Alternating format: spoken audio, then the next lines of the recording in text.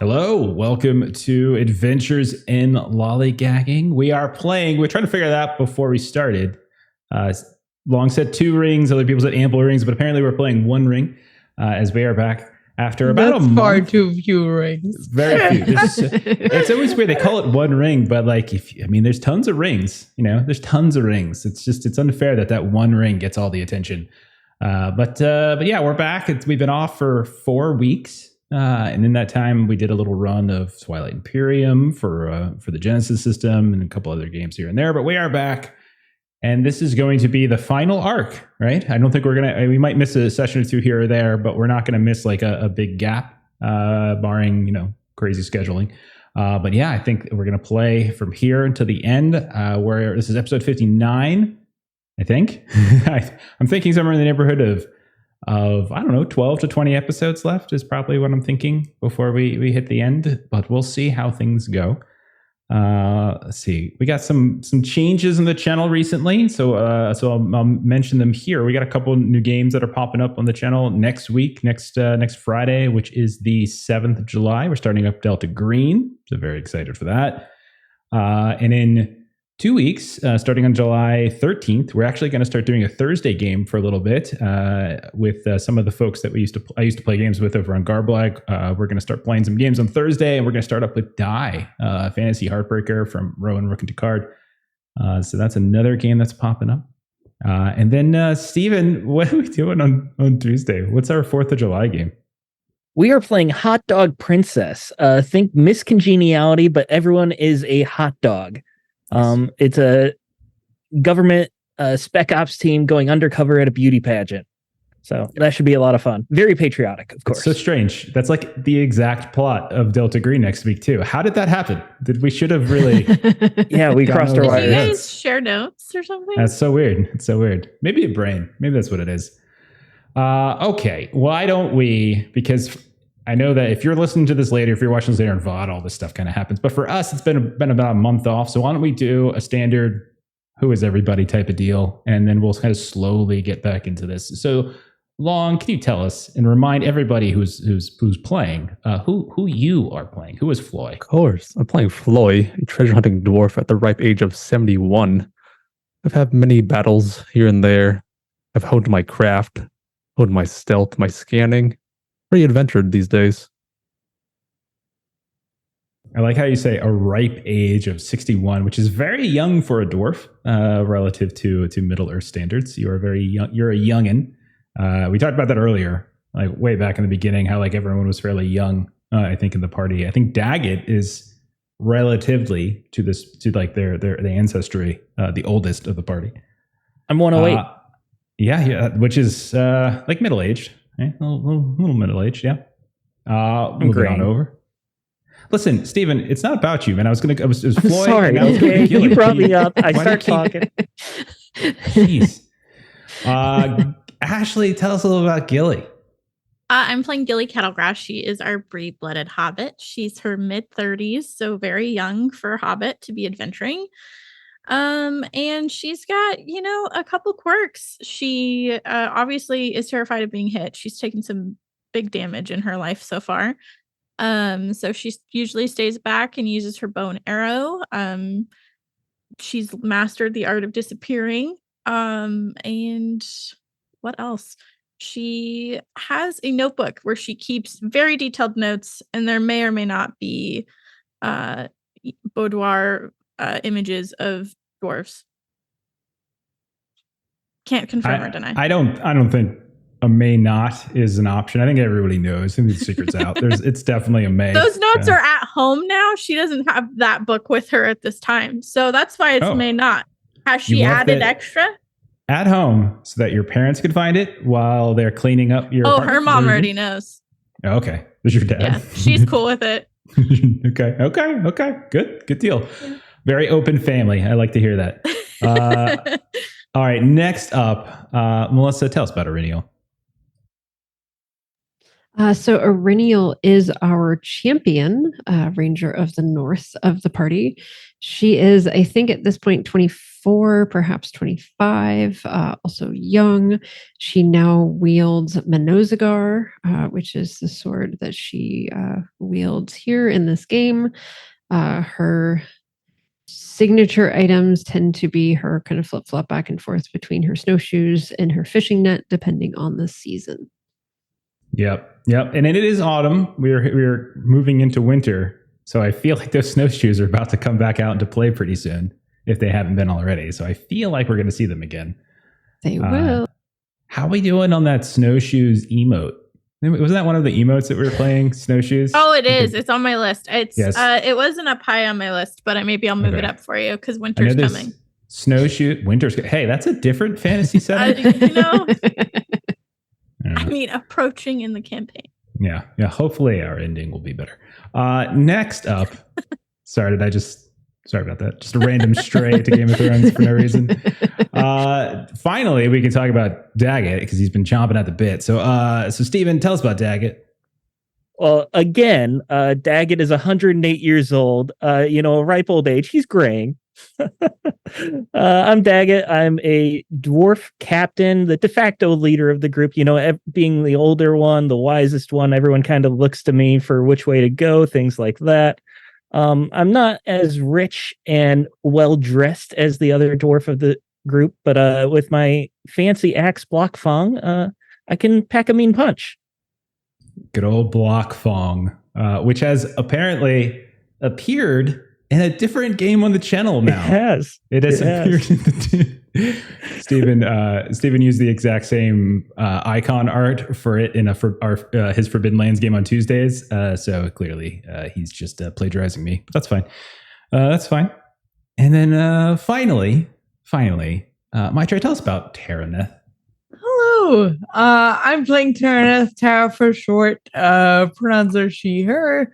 And she is also a Ranger of the North, buddies with Irinial. She is a warden and really not into some of the politics that are happening here at this Ranger Haven that we are at. I'm really excited to dive back in. Yeah, politics. Okay.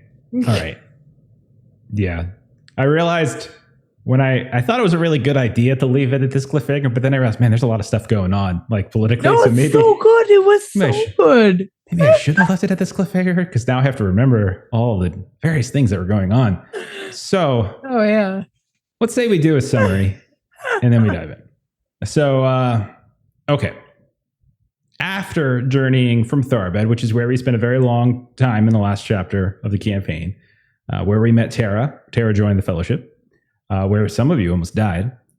We decided to journey to a Ranger Haven to the northeast in a place called the Angle, which is somewhat southwest of Rivendell. And the travel took you through the ruins of Cardolan. Cardolan, one of the successor kingdoms of Arnor, that fell by the wayside, was destroyed during the wars with Angmar, but also through plague. And you kind of travel through some of these ruins. You saw things both physical and and spectral as you were making this travel. And eventually, you passed through. You found some interesting folks along the way. You encountered a brown wizard, and you also discovered this hobbit hole in the middle of nowhere. But eventually, you did make it into this Angle area. You got back to the Grady Road. You went over the last bridge. And you got into this forested area where the secret Ranger Haven is kind of scattered about. However, the nights leading to your arrival here were kind of fraught with these terrible nightmares that were echoing some of your past failures and concerns, anxieties, future fears. And I think it was maybe the first or second night when you had passed over the bridge where all of you fell asleep. Your watches kind of collapsed. And in the morning, you were woken by a ranger, a friendly ranger by the name of Vignator, who led you all to the home of Lady Erisel. Lady Erisel is a ranger, an elder ranger held in very high regard, but also someone who has been causing a bit of strife recently because she has been pushing this this plan to abandon the North, abandon the ruins of these old kingdoms that have been gone for generations, for more than just generations, for centuries. And there's no real need for the Rangers of the North anymore. And she wants to travel, or at least take the group south towards Gondor and serve them somehow, or serve the echoes of their past glories. She gave you shelter in her home. Kind of looked at some of her artifacts. I think Floy looked around. Daggett ate a bunch of her food. She also was trying to kind of push Tara and Iriniel, both Rangers, on her plan, trying to get the two of you young Rangers onto her side. You also had a nice little dinner at her home where you met two young elves by the name of Elrohir and Eladin. Both are sons of Elrond Half-Elven and Celebrian, who you all know, or at least Gilly knows, because you wear her pearl. During the dinner, these young elves actually spied Gilly wearing that pearl. And there was some tense conversation for a bit, but eventually, explanations were given. And they were actually kind of happy to leave you with the pearl. And they took, I think it was a piece of a silk or cloth that had been packed away with the pearl as a keepsake of their mother. They also even kind of mulled joining your fellowship to Angmar if they could get leave from their companion, Gilrain the Fair. At night, as you stayed inside Lady Arisil's home, you once more had those nightmares, except they were even worse this time. More intense, more disheartening. So much so that you actually slept in a significant amount of time the next morning, where you nearly missed a very important ranger council. You had to be fetched by Vignator and some of Arisil's house guards. You eventually trekked over to the Chieftain's Lodge in this haven, where there were many rangers that were already deeply engaged in a certain amount of debate. Arisil pushing her argument. Gilrain kind of on the other side, arguing on behalf of her son, who is considered the chieftain, Aragorn, if you're unfamiliar, arguing to keep the refuge here in the north, that the people here kind of need their protection, and that this is their namesakes, right? It was then that the council was interrupted at the sound of a very loud door opening that didn't have the same sort of sound that yours did when you all entered the chamber. And there was an old man in gray robes, long beard, pointed hat, staff, who looked out at everybody, cleared his throat, and sort of interrupted the conversation. So we're going to pick up about 4 or 5 years later. We're going to do a little time jump. No, just kidding. We're going to pick up immediately.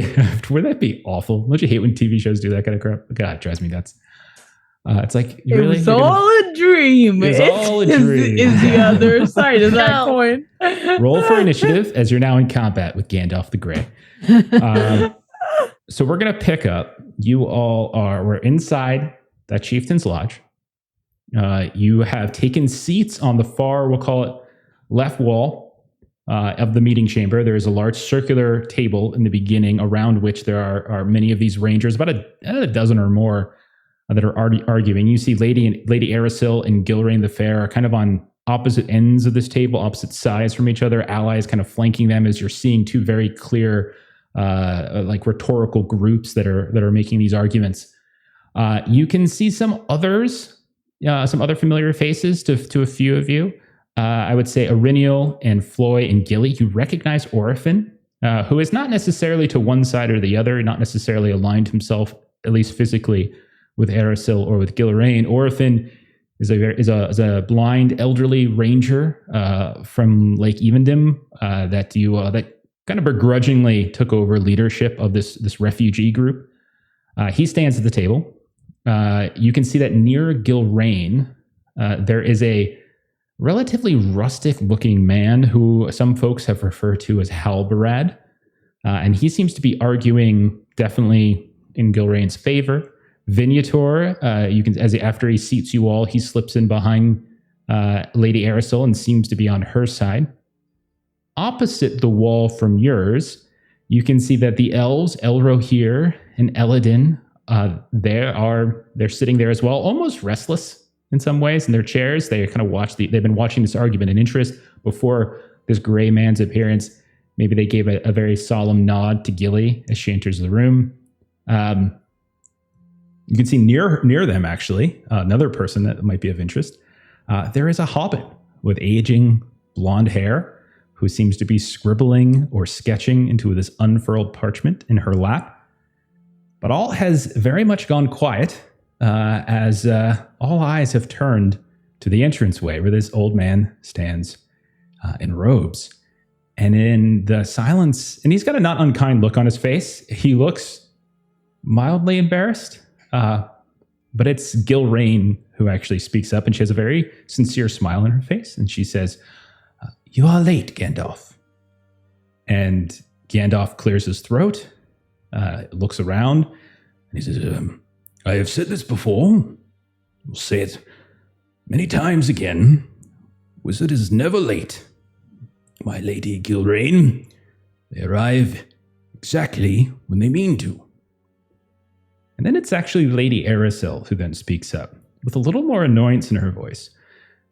And she says, "So you meant to have arrived only after we have engaged in hard conversation for hours on end, interrupting our council, or are you merely in the habit of arriving late and taking credit and glory from those who have endured the troubling times?"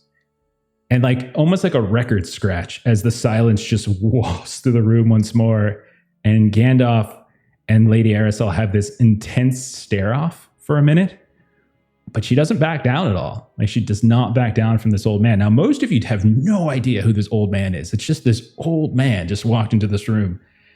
And Gandalf is a name that kind of flops out there. Maybe Tara or Ari might have heard the name here or there, but I would say Floy and Daggett and Gilly, probably unlikely. Maybe a name mentioned by Balin at some point might have happened. But you've never met. So as that silence, you can kind of feel your hearts beating a little bit. It gets very, very, breaths start coming in and out. Everyone's sort of starting to avert their eyes a bit.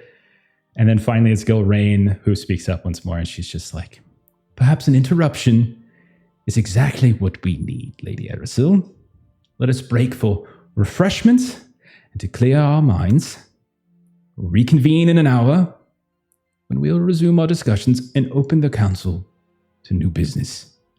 And at that point, everyone just kind of takes a deep breath, this collective sigh, and people start breaking off into little groups at this point. You're seeing Gilrain kind of moves up to greet Gandalf. You see some of the other groups, like Lady Erisel and hers, are kind of splitting off into a small little pack. And there's you all, as all these little conversations are starting to go off. So how are you all taking this? And what are you all doing? I would say Daggett is happy to watch the drama unfolding. Like one of his weekly stories. And if they said that we're going to take a break for refreshments, I think he would go to get a snack and just try to eavesdrop. Okay. I'll say you notice there's no other dwarves here, but I'll say you do see that the hobbit on the other side of the room hops down from her chair. The rustic-looking man, whose name you've heard a few times as Halbarad, steps over, and the two of them engage in a conversation, and you overhear this mention of a larder in a food, and they kind of scoot past some of the group that had been right in front of the entrance point where Gandalf and Gilrain are now talking. And you see them sneaking off a bit down the hall, follow them a bit, and you can see, there's this big spread of food. And nothing so grandiose as what you had last night, but there's plenty of food, plenty of refreshment, ale, etc. And there's other folks that kind of follow along. And you can mingle in amongst the snack crowd, if that's your preference. They've been holding out on us. I thought I already raided the larder. They have a second one. What is everyone else doing? I'll save some for me, Daggett. But I'm going to go but re-meet with Orphim, see how he's doing, and start introducing myself to just a couple people around. So you head over towards Orphan. Orphan, remember, is an older man. Definitely was beyond his years, his leadership years. There were actually younger folk that were in charge of that group of rangers who were trying to settle the islets in the middle of Lake Evendom. And just through a series of all these different tragic deaths, he kind of just by default ascended to some level of leadership. Aurelial declined to lead them, and so he stepped up. And you get within a few feet, and he's got these wrappings around his eyes, and there's a few folks near him, but he seems to be moving by. He seems in much better health than the last you saw him. Like he definitely looks like there's color back to his skin. His hair is kind of well cleaned. He's better dressed. Everything about him looks to be healthier. And when you get within a few feet, you suddenly see his nose kind of twinkle a little bit. He's like, I smell dwarf. Is there a dwarf in here? Yeah, Orpheum, it's me, Floy. You look great. Floy? Well, what? I would say a sight for sore eyes, but I am afraid my eyes are particularly sore currently. But it is a welcome treat to hear your voice. I would not have expected it in these halls. My goodness. And you see him without any issues, just sort of moves right in your direction, your voice kind of reaches out and down, and you see him sort of put his hand on your shoulder, and he extends his other hand out for like a forearm clasp. I'm very pleased to hear your voice. Now, tell me, is the rest of your fellowship with you? Yeah, the others are here as well. It looks like you made it fine. It was very long months of travel, but most of it was not too difficult. The hobbits of the Shire quite enduring, surprisingly so. And then we spent a week in Bree, and finally we traversed across here. We've been here for some months now. They've even been so kind as to give us the work of a cabin about 3 hours from here. I would be happy to show it to if you're interested. And no additional tragedies along the way. Thankfully, everyone is in better health and happy to be amongst friends. What brings you here? We're looking for allies in upcoming battles. Well, allies in an upcoming battle. I would be very rude of me if I were to deny you our assistance. I would be happy to hear about your plight. There are several bits of business on the table. Are you planning to bring your issues to the council? Yes, I'm going to bring it to anyone that lent me an ear. If they shall accept this offer, the better. I see. Well, you've come at a very curious time. I'm afraid to say there is some tension and some strife amongst those who inhabit the haven and those who do not. I'm not sure how much of this conversation you caught, but there is some, disquiet as the chieftain is not here, and Lady Gilraine is doing what she can to keep the peace, but there are others here who are very eager to find purpose. But I think their purpose is driving them southward. Yes, I can certainly feel it, but I think it'll work its way out.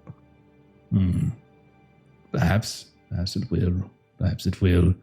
Division, however, is very dangerous. Very dangerous indeed. Division, cracks, shadow can seep in. We never quite know what dangers might be uncovered. And you can see he's kind of moving. You're seeing he's trying to look a bit, but he's struggling kind of between the bandages a bit. Who else is here? The hobbit, the young hobbit, Miss Kettlegrass. Is she with you, or already you? Yeah, they both are. I'll wave them over. Hello. Oh, that is a voice I have not heard for some time, but I am very pleased to hear once more. Miss Kettlegrass, it is wonderful to hear you. Wonderful Such a indeed. pleasure. And you're well? I am fit as a fiddle, indeed. I am. They have filled our bellies. We have gotten many a good night's rest.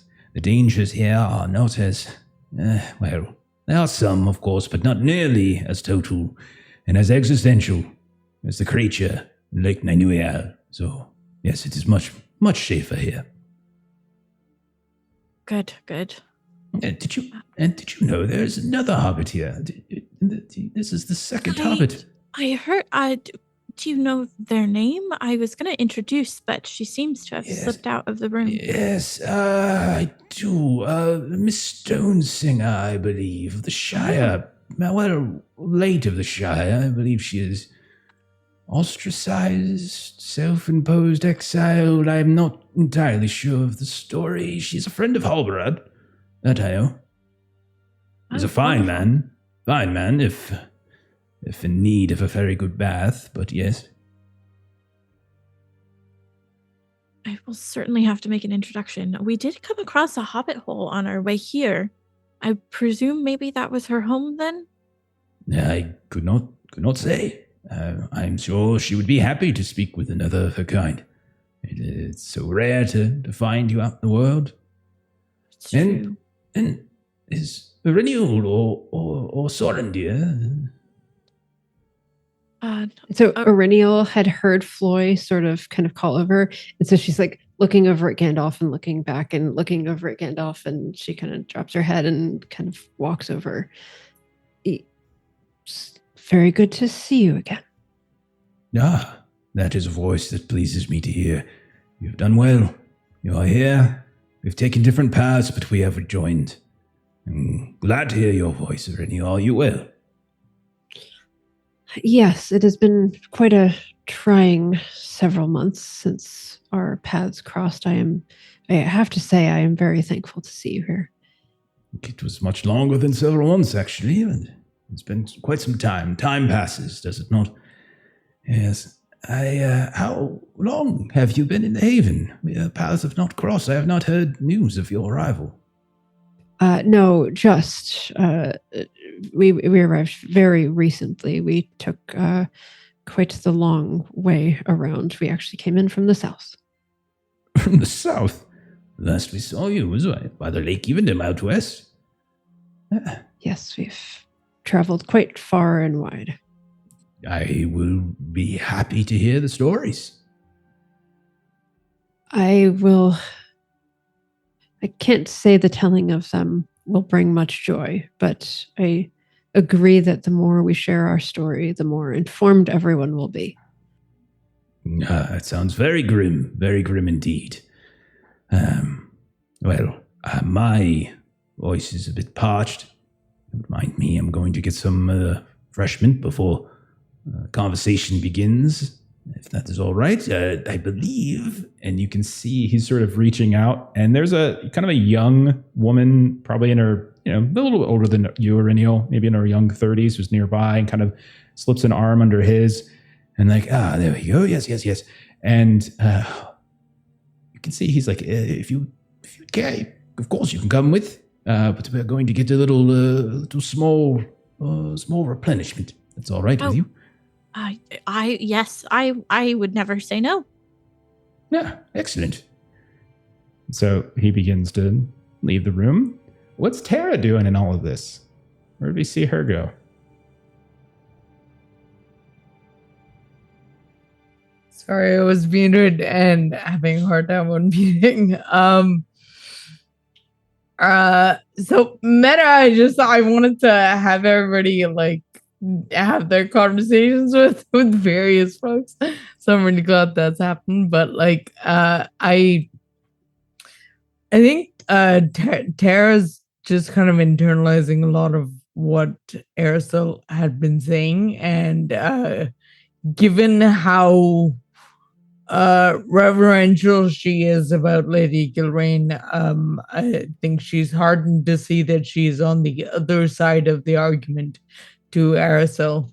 And so similar to Daggett, but without seeking out refreshments, just kind of taking in the discussion and the gauging the tenor of what's being said, and if it's just talk or if there's substance to it. Okay, if that's the case, Dak and Tara, you're both kind of eavesdropping is a very negative word here, but you're listening. You're hearing, you're taking the temperature of the rooms, etc. So if you would like, you can roll, let's say, an awareness test, maybe, just to kind of Awesome. Kind of get a feel for what's being said. I'll also take scan, I think, as you're sort of listening, perhaps also for like that one bit of information that might be, slipping through the cracks here and there. Can we Yeah, I can choose do which scan. one we're rolling? Or Of course. Yeah, it's up to you. okay. So I'm gonna roll awareness. I wasn't dropping now, you sir. And That's not Yeah, No, that's not his voice, but yeah. it's good.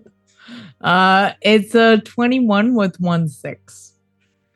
Okay, so very good. That is a great success. How about you, Daggett?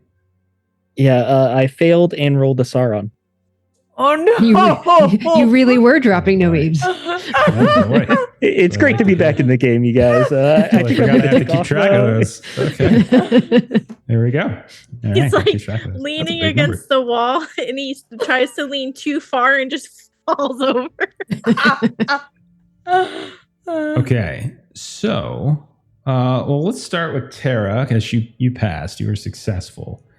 You're just kind of trying to get, again. You're saying you're getting a tenor of the room. If that's what you're saying. Okay.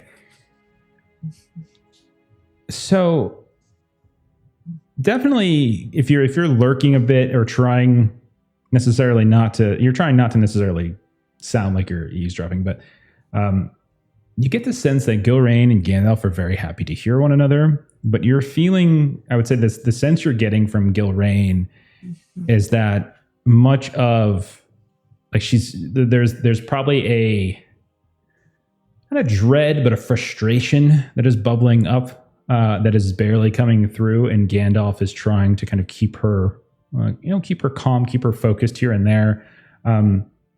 There is a wisp of a mention of her son, but it's quickly sort of broken away as that's not something that's really discussed in company like this, even trusted company.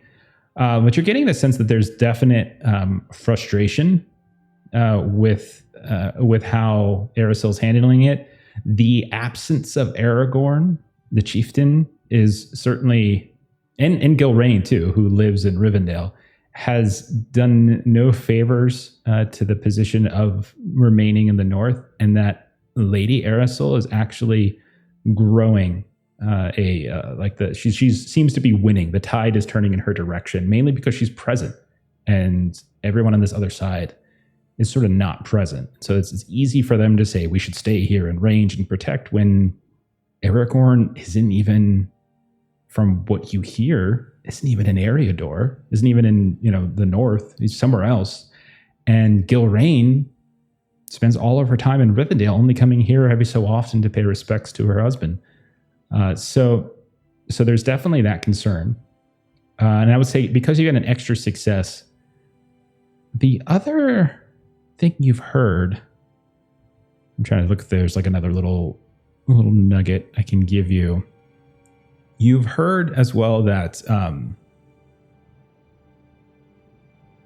Arasil has put together effectively like somewhere in the neighborhood of 24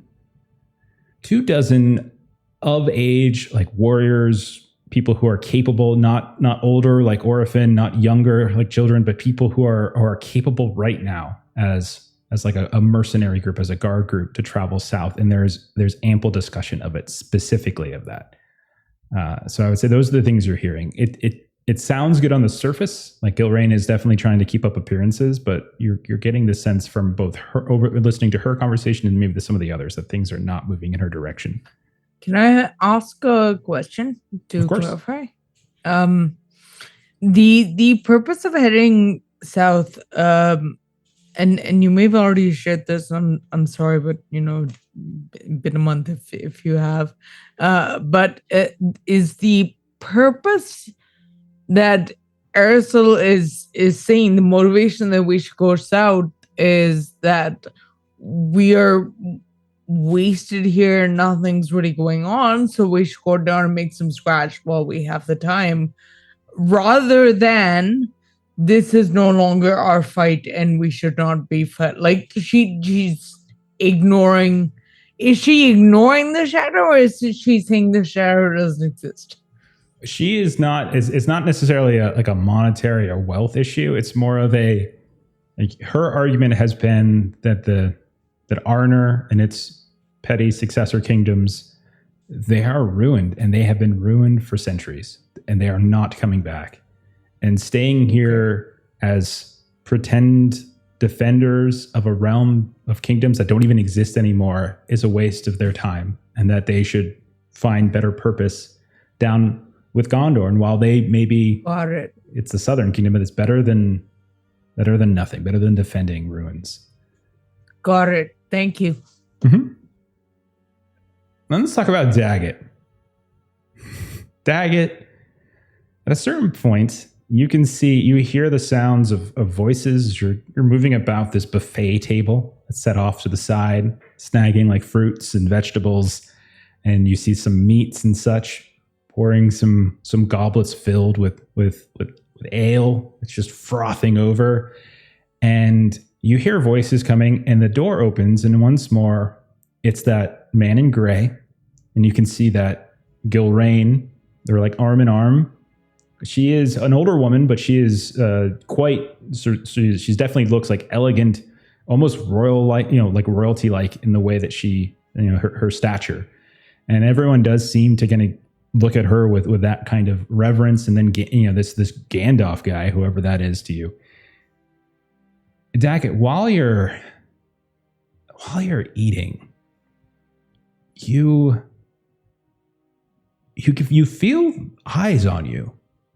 And you drink a cup, and you get the froth off your beard, and you look up, and that old man is staring at you, and with this furrowed brow, not kind any longer. It's very dark brow, kind of staring at you, eyes drifting up briefly to block Fong as it protrudes over your shoulder. No one took your weapons. Everyone's got weapons here.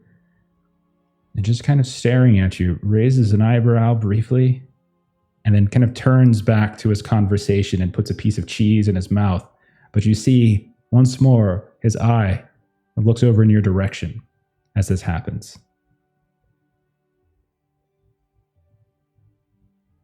I will load up my plate with all the cheeses and meats and go to the far side of the room away from him. Okay. All right. So Gilly, Iriniel, you all, Gilly for sure. I don't know actually about Floyd or Iriniel. Gilly for sure, you are going with Orphan and his group, eating some food here and there. Gilly, when you move into this larger chamber where refreshments are being set up, you can see that the Hobbit woman is out on like a balcony area, and she and that Halbarad man are currently eating. Each of them are kind of popping various bits of bread and little tiny bits of fruit and cheese into their mouths, and they're talking here and there, and they seem to be fairly animated. Also around the room, you see Daggett has essentially slunk into a corner and is very wallflowery, kind of creepy-like in the shadows, just kind of sitting there. The torchlight in here is not casting onto him, so it actually looks like he's just sort of creeping in the shadows a bit. And then let's keep an eye on Iriniel and Floyd. Where would we say the two of you have gone, and what have you been trying to do? I did tell Daggett to save me some refreshments, so I'm going to find him. Okay, you come into the room, and you can't see him at first. You're looking around, and then finally you see him in this recessed corner all by himself. He's got a look on his face that is not, it's not healthy looking. It's almost like he's got that classic case of lifting your arm over your food and protecting it, afraid that someone else might snatch it from you. He's got some small stone plate in one arm, and he's kind of huddling, and every now and then he's just kind of looking up and peeking at that man in gray, but then quickly and shiftily moving his eyes back down to his plate. He looks a little uncomfortable, so to speak. Daggett, what have you got me? Nothing. It's all on the table. Get your own. Has something spooked you? No, of course not. Nothing. There's not much here, and I can't share. Have you seen that old man? Yeah, you walked in earlier, right? He's got a foul look to him. How? Like he smelled something foul? No, he just seems unnatural. Naturally. He said he was a wizard. I don't like him. Did you talk to him? No, of course not. I'm eating.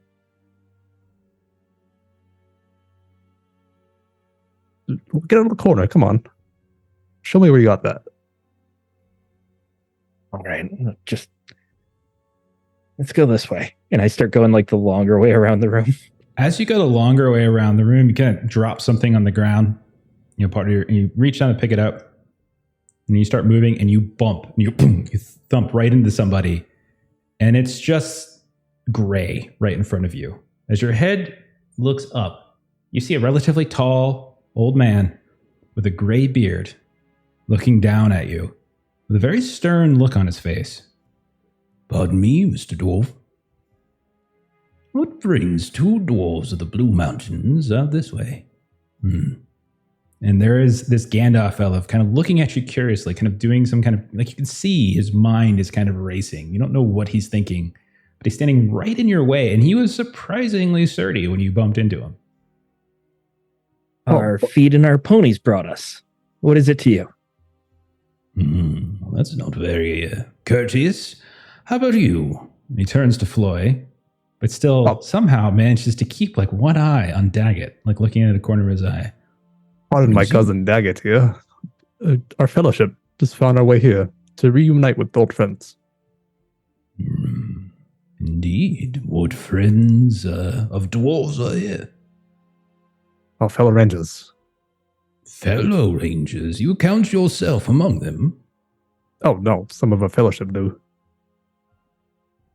I see. But any allies of ours?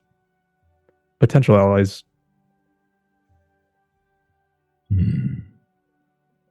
Who is it you travel with? You said, how is it? Who is it you travel with? I'm not sure if you know them, but I am Feloy. This is Daggett. I travel with a hobbit named Gilly and two rangers, Renil and Tara. Two dwarves, two rangers, and a hobbit are a fellowship. What is the purpose of your fellowship, if I might ask? And then you see him look you up and down, Floy, almost judgmentally, looks over at Daggett. Daggett, you've got Block Fong and some of your other trinkets. Treasure hunters, perhaps? Shot by. I am a treasure hunter, but that's not our fellowship's purpose. What is it then? Well, we fight the shadow, believe it or not. Fight the shadow, do you? Do you? Well, if that is the case, then count me amongst your allies. But know that... Oh, yes, of course. But I should warn you that there are trinkets you carry that are not as cleansed the shadow as you'd think. Take this one's weapon here. Where did you find that, young man? I take a half step back. I won it in a battle. You won it in a battle, you did? Yes. Who with? A hill folk named Lottie. Hill folk? Curious. And I assume they are no more? She is no more. You killed her, looted her corpse, now parade around a very tarnished weapon on your back. Feel proud of this, I you. polished it this morning. Some tarnish is not visible to the eye. Do they look like they're being scolded? Oh, very much so. Okay. Yeah, very much so. After a minute of this, Gilly's gonna approach with her hands on her hips. Pardon, is there an issue here? Oh, well, there are many issues at hand, it seems. For one, you are very much underfoot. Be very careful where you step. There are many tall people amongst us. Are you of the... kind of eyes you down. Michel Delving, perhaps? No, that's not right. No, I am a hobbit of Bree, sir. Bree. Have my companions caused you any ire? I sense some distrust here. He turns back towards the door. This is the hobbit that you are traveling with. Have they caused This me is true. harm? No? Is there reason for you to be concerned that they might try to cause me harm, little hobbit? No, but sometimes their way with words is lacking. Forgive me, Floy. She ignores Daggett. It's just generally, I try. Floy and I try to handle communications for our group. I see. I should make sure my communications go through you, then, and not this one. And when he says this one, there's sort of a tone to it as he looks down at Daggett. And he says that.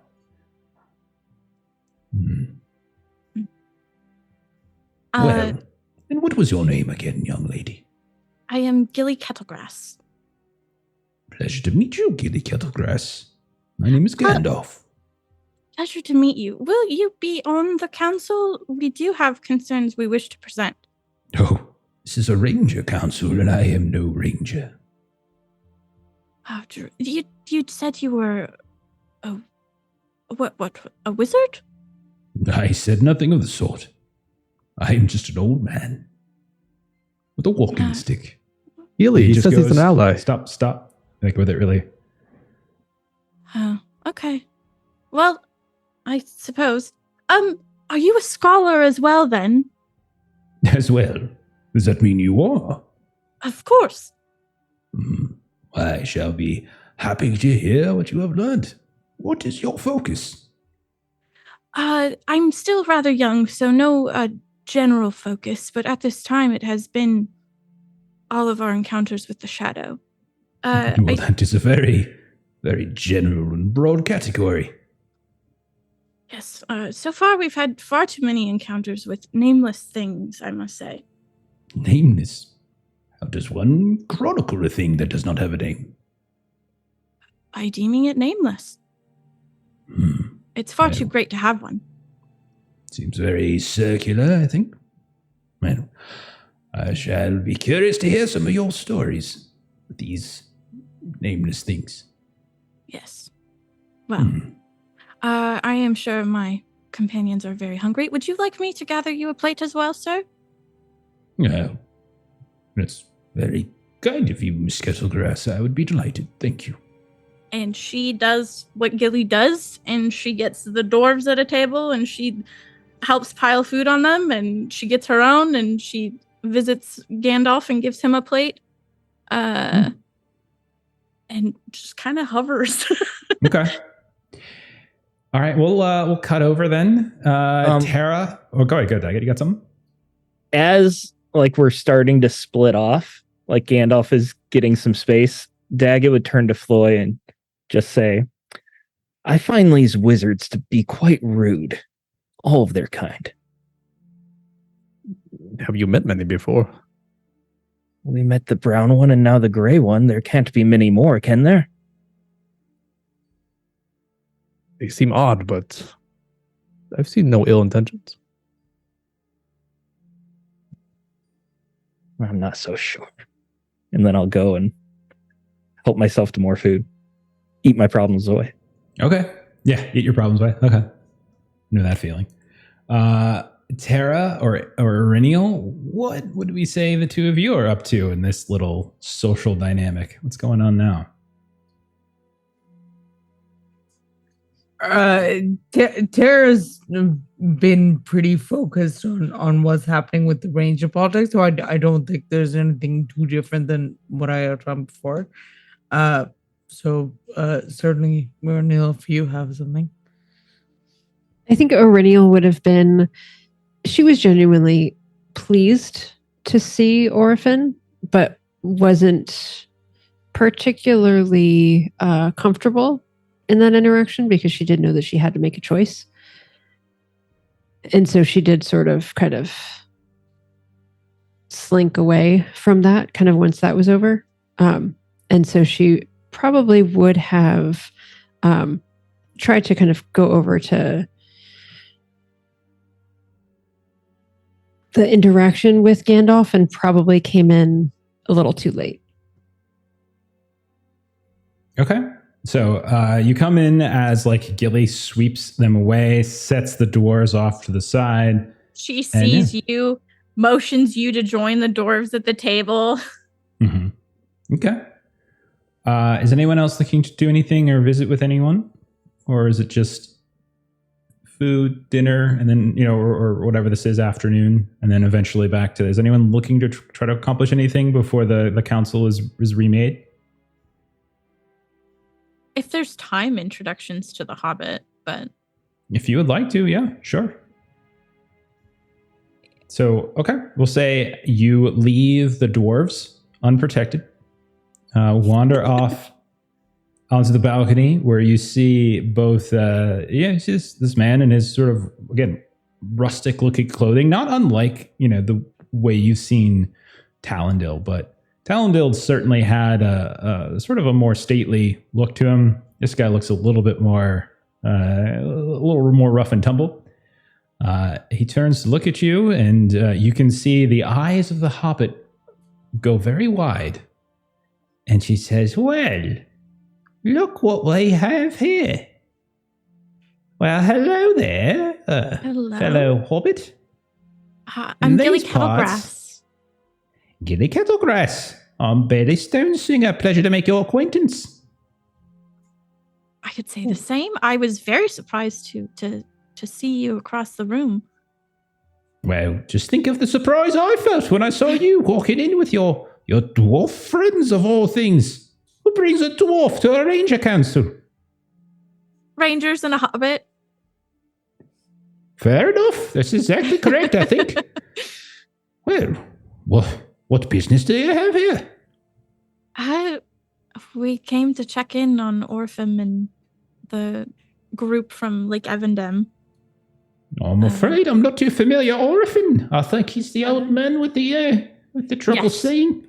Mm-hmm. I don't know him particularly well, but he seems friendly enough. Yeah. They're good people. Bad times, I suppose, but we were coming to look for assistance. What might you be doing down here? Well, winter's coming, and it's a little bit cold off in my hobbit hole, and so the rangers are kind enough to let me stay here through the winter. Oh, I believe we did come across your home on our way here. You could see, like, her eyebrows. What do you mean, come across my home? Well, I saw your beautifully tended garden, and then I did. What did you do with it?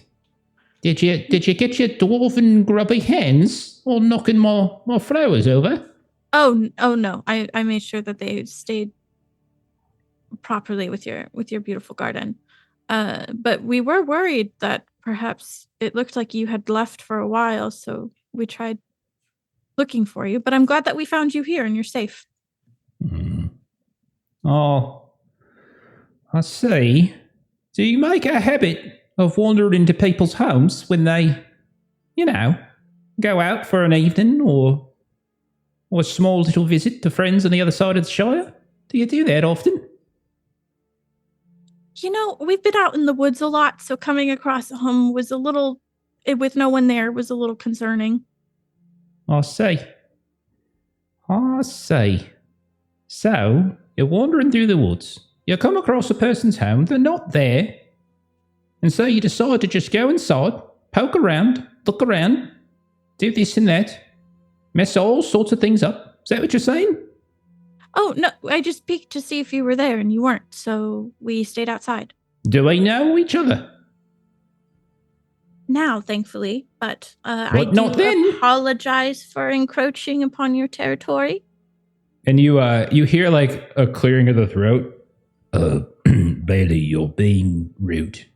I beg your pardon, Miss. What was it again? Kettlegrass. Bailey is not the best with manners. You see, this happens when you live on your own, and such behavior is a bit unbecoming for. And she's kind of like talking to you, but then turns to face her. Talking to you, turns to face her. But take no offense, and neither should you, Bailey, of course. Miss Kettlegrass, what brings you to the Ranger Haven? Are you friend with someone here? I saw you walk in with somewhat familiar face. What was her name? Tereneth. That was what? Yes. Yes. I'm getting to know Tereneth. She is lovely. But I have been traveling mainly with Aurenial, and now Tara has joined our fellowship. Aurenial. That sounds very familiar. Can't say I believe her, if I recall correctly, her mother is Moriel. And you can see his eyes kind of go wide.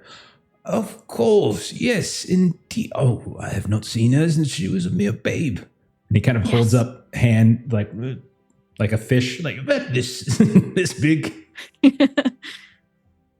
Yes, I wish we were here on better circumstances, but we are here looking for assistance.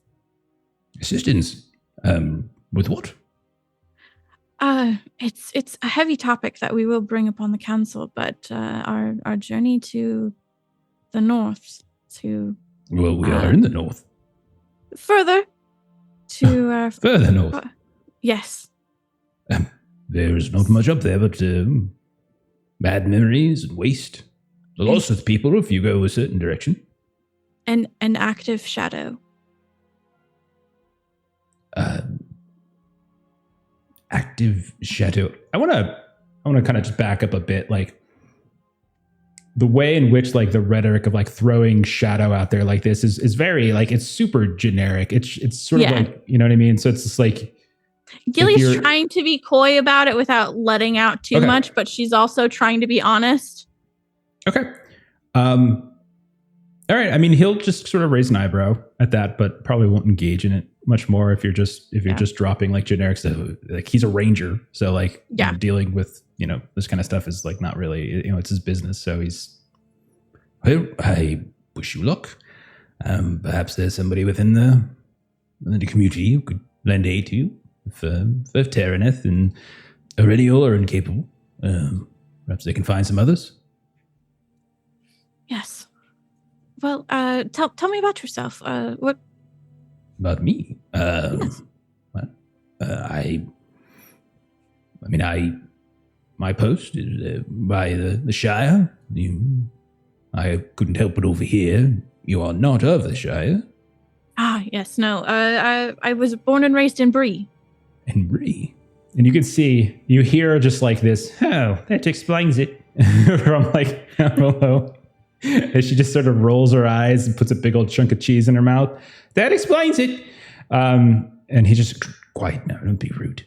Yes, I've been stationed around the Shire for a very long while now, and come to visit from time to time. It's where I met my dear friend Bailey here. We go back several years at this point. Met her north of Hard Bottle, I think it was. Killed a troll. Was wandering about the green fields, and that's where we met. Yeah. Not much more to tell, I suppose. Very open-ended question there, but anyhow, tell us about yourself.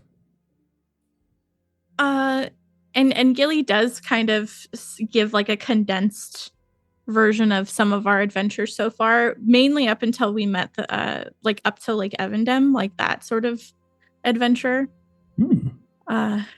and she puts on a great show of like telling the story and how Floy saved her life when she got bit by the creature of Lake Evandim. And yeah. Mm-hmm. That is quite a story to tell, Miss Kettlegrass. There are many a ranger within this community who have not slayed a foe of that, of that severity. I think perhaps you should stop selling yourself short, being coy. These people here are, well, they're competent, of course. Most have only faced down an orc or a goblin, perhaps a troll. But you, you tell a very tall tale. Do not hide behind it. Don't boast, of course, but yeah. It's not very often they meet a hobbit who's traveled and has seen as many things as you have and done as many things as you have, but can I give you a secret? Of course. There are very few of us. We are a network, yes, of information, but information moves slow. And we are not total in our knowledge. There are many things that happen throughout the north, the Bree lands, the lone lands, that we are unaware of. And the only way for us to become aware of it is if you are to share. You understand? Yes. That is a good point. And I am a scholar, so that should be... I should make that more of a priority. Oh, she's a scholar now. Oh, look at this. Isn't that great? She's a monster slayer. She's a scholar. Anything else that you do, Miss? I do everything. She's a little sassy. Yeah, and Gilly was like, "I did see. Were you drawing in the meeting? Could I see your drawings? I heard you were talented." You heard I was talented. Well, I presumed. You presumed I was talented. Those are two different things. Which one is it? Presumed? Heard? I hadn't gotten to speak to much of anyone yet, but so presumed. I will land on that. Yes. Well, I am and very talented. Her sarcasm goes right over Gilly's head. She does not take it personally at all. Mm-hmm. Well, you presumed correctly. I'm quite talented, but no, I don't think we have time. As you can see, it looks like the council is about to get started again. Perhaps later. Wonderful. So you can see, like, you look over your shoulder. People are kind of getting called back away. I'll give you all a moment if there's anything else you're looking to do during this like little break. Is there anything else anyone's looking to do? There is something Tara would like to do now that I would like to have an audience with Gilrain and Aerosol, if that's possible. So it doesn't need to be discreet, but Lady Aerosol. Okay, yeah, gotcha.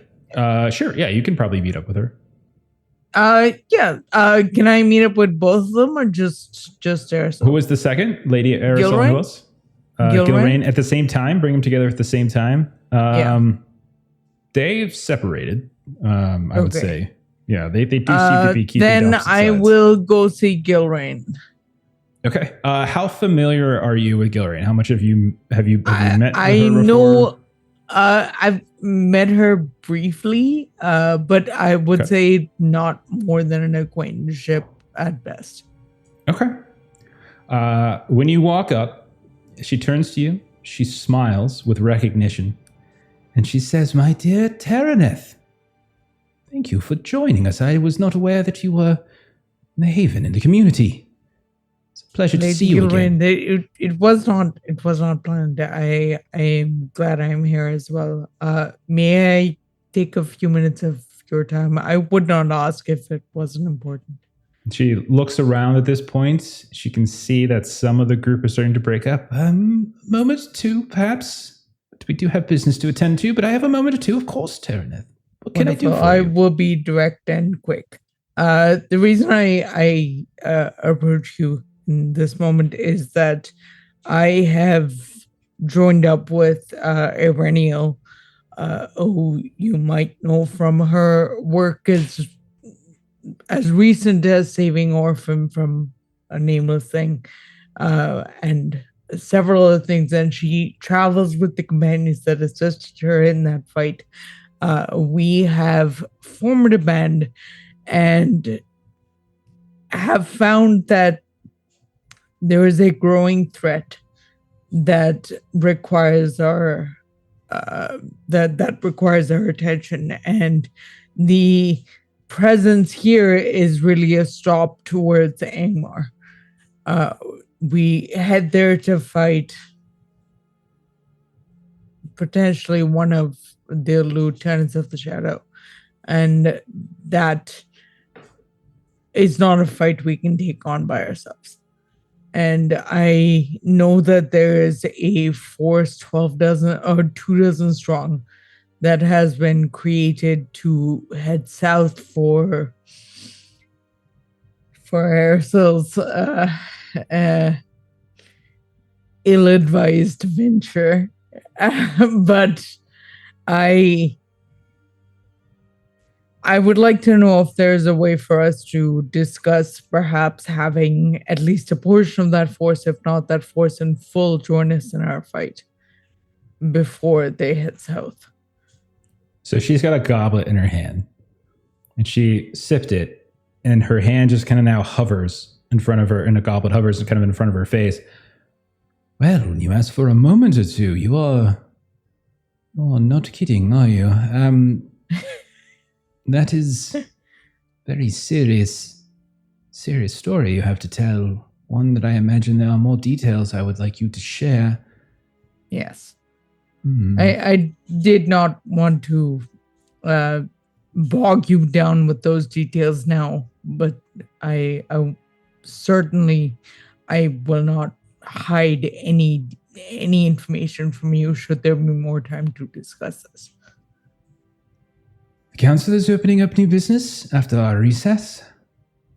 If you are prepared, you and your companions could offer this to the council itself. We can weigh and consider it. And from there, perhaps we might find some sort of arrangement. Indeed. Would it help sweeten the pot at all to offer my own services for a finite amount of time in the south to get this fighting force immediately? Well, Lady Arisil's venture, as you call it, is not one that is an official,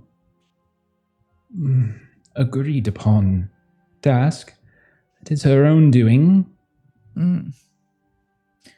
She has been aggressive in her pursuit of me and of Irenial and my services. I would imagine she is looking to collect as many allies as possible. She is very,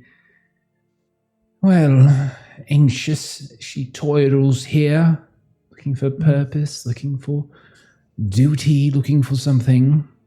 Perhaps you might be able to entice her with that. There is some growing threat in the north, something of more purpose, something of more import than just guarding old ruins. Well, that might be enough to entice her. Appeal to her, and she kind of looks around before she says this. Appeal to her pride and her vanity. That is how you win over Lady Arisil.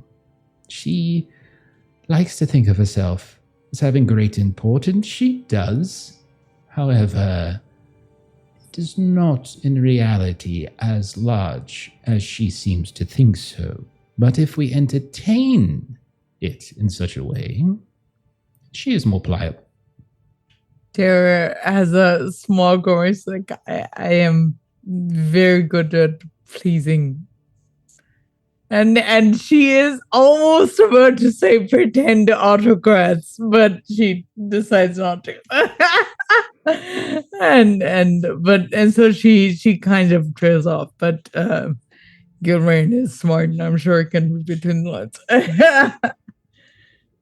Now, I would be happy to talk about this more later, but we have business to attend to. I am being motioned at by... Oh, goodness. Work never ends. I shall see you inside. I appreciate time, Gilrain. I, as I said, would not have taken it if it was not important. Indeed.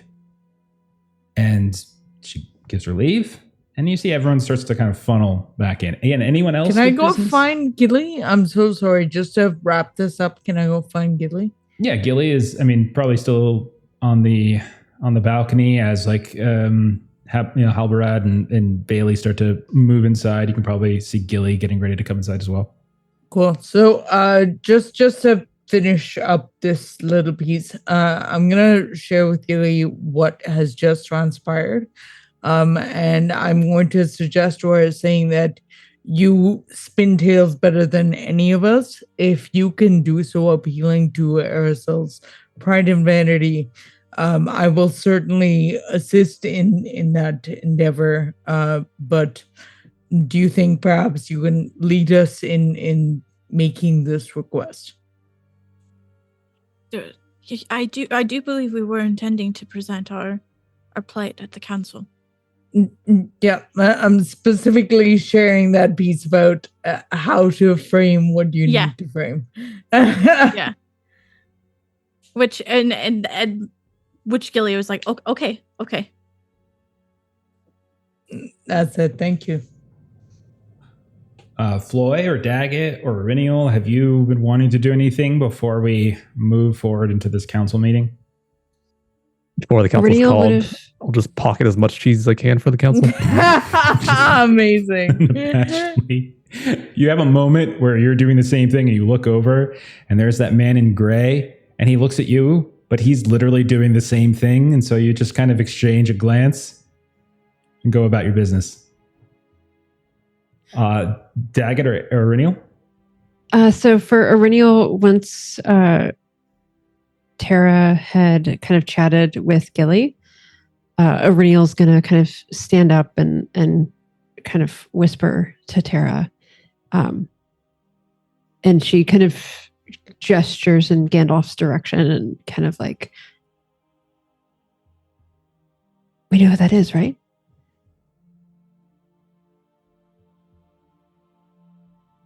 You've told me tales, Tara. I believe you've. Oh, I'm sorry. I missed you saying Tara. Yes. And so she'll just sort of do that thing We're where, friends before. oh, well, we should, of course, make introduction. I have not yet. Have you today? I have not. And so she just sort of takes your elbow and kind of moves you in the direction where Tara do we will see happily him go with. sort of cheese hoarding as we walk over? He's just putting wedges of cheese, like biting a little bit and then tucking it away, biting a little bit. Oh, make tucking sure it you away. get some of the one with the white wine. That's pretty good. No, he looks over at the two of you. You all correct? And he pockets it a little bit more, just kind of in the folds of his robe. And you hear like a cough and the sound of Gilrain. Gandalf, are you coming? And yes. And he turns and he kind of looks at Riniel and Tara and kind of gives you a little wink. And then he just moves past you, like hurrying after Gilrain. Bumps his head on the doorway as he passes. Oh goodness. And then catches Tara up with giggles childishly at Iridium. And Aurinial was sort of had like talked herself into going, and then he kind of walks away, and then she just sort of like ducks her head a little bit. And I guess we should go retake our later. seats. We'll definitely speak to you That's- later. And so Aurinial just kind of grab some food and join the rest of the fellowship at the tables.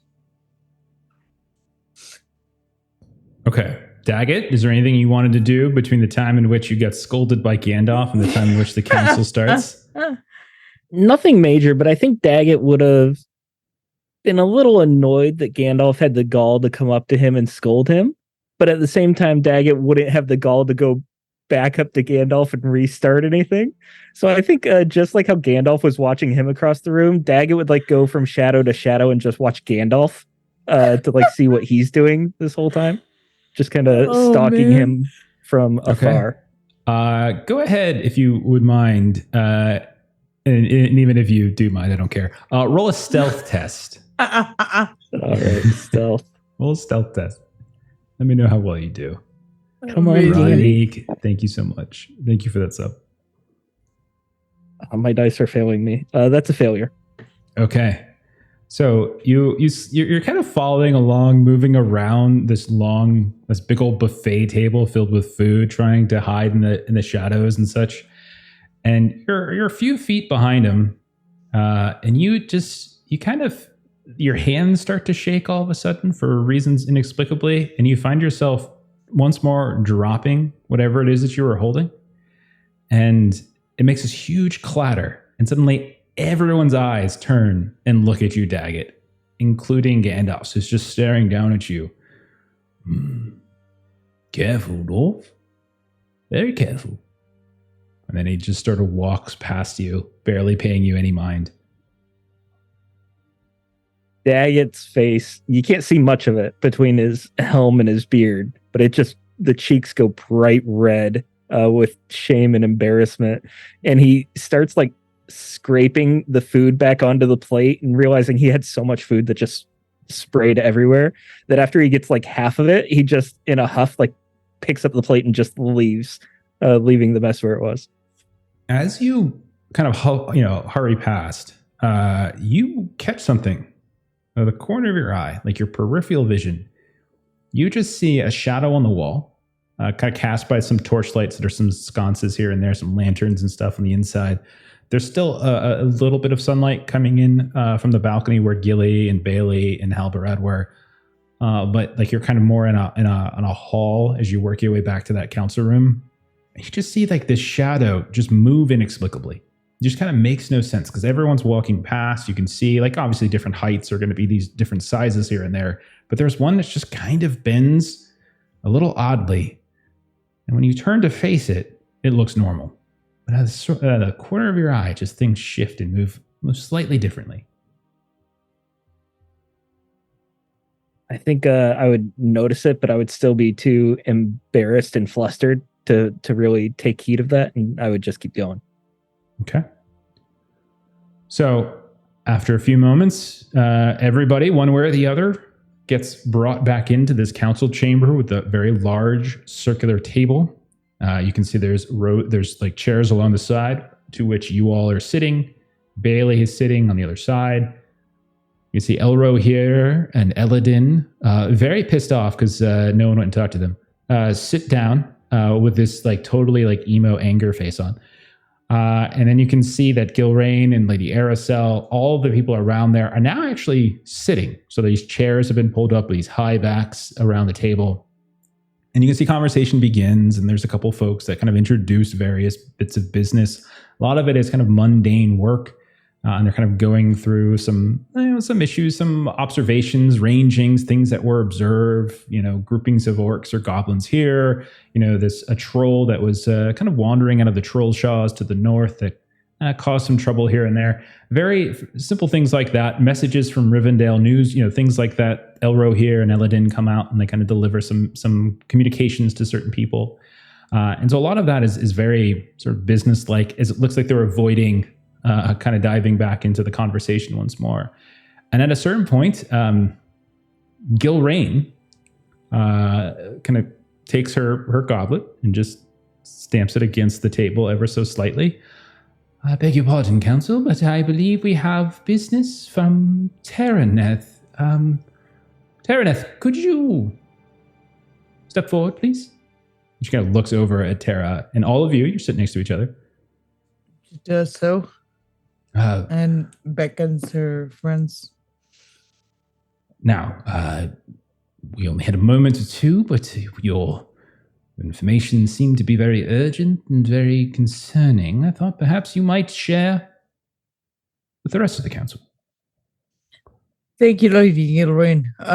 As you all know, my name is Terraneth, and I am a ranger like all of you. I first want to thank you for the audience today.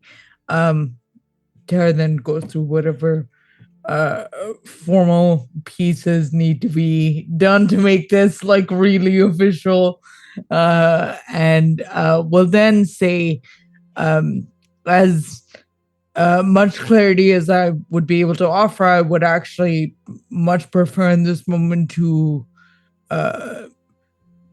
show the strength of camaraderie and compatriotism, which is what we seek here today, by asking somebody from my fellowship to speak to what it is we need from you. And with that sort of gestures to Gilly. Okay, so we're going to seamlessly now move into a council, and that sounded like the perfect introduction to the council. As Tara, you introduce yourselves and your people. You're going to roll. Give us a courtesy roll. It sounds like you were looking to do there. So give us a courtesy roll. So we're going to do a council. We're going to actually shift into official council rules. If you've all forgotten how that works, you all, and I'll say like if Gilly is going to be the first one to talk, you can sort of. We'll say outside of the game really quick. We'll step outside the game while Tara's getting that roll together.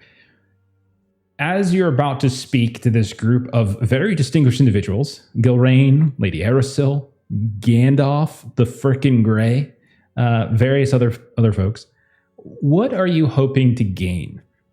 Like what do you want to get out of this? What Tara would like is the full 24, or as close to the 24 rangers to assist to be part of this troop to Angmar, to be allies in our fight.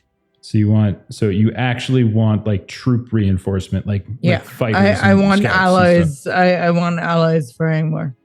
Okay. Anything else? It would be ideal. I mean, like I'm saying from that 24 just because that's what we just heard, but really any allies. Okay. Okay. So anybody else? Is there anything you're looking to kind of get out of this council briefing you're about to have?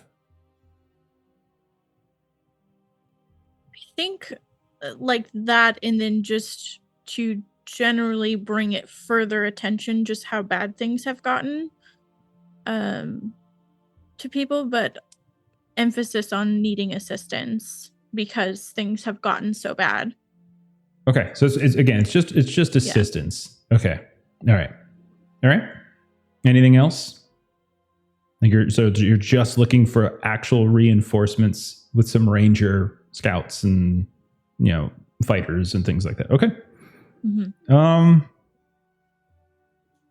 Okay. I don't think that's outrageous. I wouldn't put this at resistance 9. I would probably put it in the middle. So I'd probably say resistance 6. Like you're coming here and you're asking for troops, basically. You're asking for physical. So I would just put it at 6. So resistance 6 is probably where I'd say. It's bold. Yeah, I think it's bold, but I don't think it's outrageous. I don't think it's outrageous at all. Because I wouldn't say reasonable because it is great danger for anyone going. So like I would say I wouldn't go that low. So let's put it in the middle at the resistance 6. Okay. How did you do on your courtesy roll there, Tara? Real well. I got a 19 with a 12 and a 6. Okay, 19. So you got a Gandhi. An extra 6. So that's going to be, a great success. Yep. Okay, so it's going to say, the time limit is going to be equal to the resistance of the council plus 1 for each success icon. So we're going to say resistance is 6, time limit is 7. So you essentially have 7 chances, 7 rolls here, 7 things to say to get 6, which isn't particularly difficult. All right, so Tara just finished introducing. Turns and gives her attention. Gilly, do you step up and say something at that point? Yeah. Gilly will step up and be like, my name is Gilly Kettlegrass. It is a pleasure to have all of your acquaintance. I believe we are best assisted with this. With further context, please allow me to spin you a story. You hear like under your like off in the corner. You just hear like this mocking tone, like, oh, now she's a storyteller too. Oh. And, Gilly doesn't even acknowledge it. Yeah. I mean, Halbarad like gives her a very dirty look when she does that. It's like, it's not like anyone's approving of it, but you can definitely tell there's a little bit of sass. Okay. Yeah, but if there's like a bench nearby, what she'll do is she'll reach for Tara's hand and she'll step up so she's standing and she's more visible to everyone. Okay. And yeah, depending on how I roll will depend on how my story goes. What are you looking to roll? Either like in Hearten, courtesy, or lore. In Hearten makes the most sense. I don't think lore is going to make any sense here. Lore is more of a knowledge thing. So Yeah. it's not really about like convincing or whatever. I think in Hearten makes sense if you're looking to.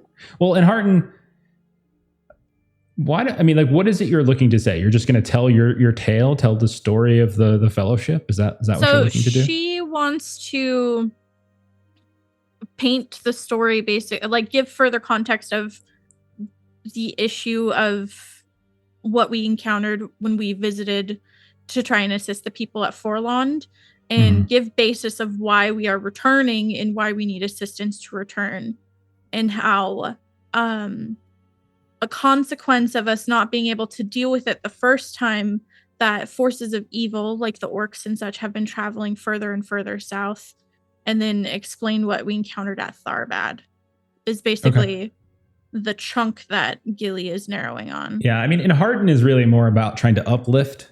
I don't know if that's what you're doing. We're trying to there. scare. Yeah, it's not scary. I'm not You're just trying like to you're scare. informing. Yeah. You're just informing. Yeah. I think. I mean, I would say just persuade. It seems like you're just trying. It's probably the closest. Like it doesn't look like you're trying to, uplift them or give like a rousing, let's go get them speech. It's just more like these are the things that we have been facing. These are the dangers that is happening. That kind of thing. Got it. All right. Mel, can I have one die? Of course, we have plenty. Yeah, and I would say interaction. They're open. There's no modifier here, so everything will be just flat. Just flat. Okay. Right. Which thank goodness is a 10. 18. Cool. I beat it. My wits are 14. Rolled Success. a total of 18. I had one extra 6. Okay, sounds good. All right, so it's 2 successes. Okay, so you're just kind of telling them what's going on. Now, let's sort of like back this up for a sec. So you're telling them, are you starting with the story of like Rotag, the orcs that were in Coombe? Are you talking about, the travel to like Evendim? Yeah, she'll start with Evendim so she can pull in that group. Orphan and stuff. Yeah. So to like acknowledge them and then explain where we went from there, basically, and then how we did wind up traveling to help the elves, and how she will stress how we lost valuable members while we were out there, that this is dangerous. She'll name Marimbem and Tarandel, right? That was his name. How Talendil. dare you? I'm You got his sorry. name wrong. All right, that's it. It's been so long. Resistance is now 9. It's now outrageous. You can't even. Such an offense. You got their name wrong. You have a crowd full of rangers, and you can't even name the rangers right. Ashley's wrong. Gilly's correct. Oh, well, look who doesn't even know people's names now, Miss Storyteller. Artist, everything.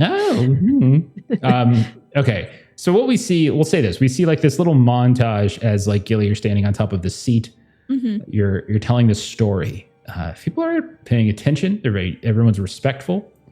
You can hear the sounds of like goblets and steins that are tapped a little bit here and there as you mention certain places, like Orphan and his group, as you start to describe what you attack. Now, the one thing I should say about nameless things, by the way, they're not really referred to as nameless things. They usually have a name. They actually, strangely enough, they don't have names so much as they have like references, like the Watcher in the Water or something like that. Yeah, That's that kind one's of how the Doom of Nuanuel. The Doom of Nuanuel right? is that's so like you mentioned that, and you see there are people within Orphan's party who like kind of shake their heads and like as you're like in the pauses in between what you're saying, they bring up like certain names and such that kind of passed.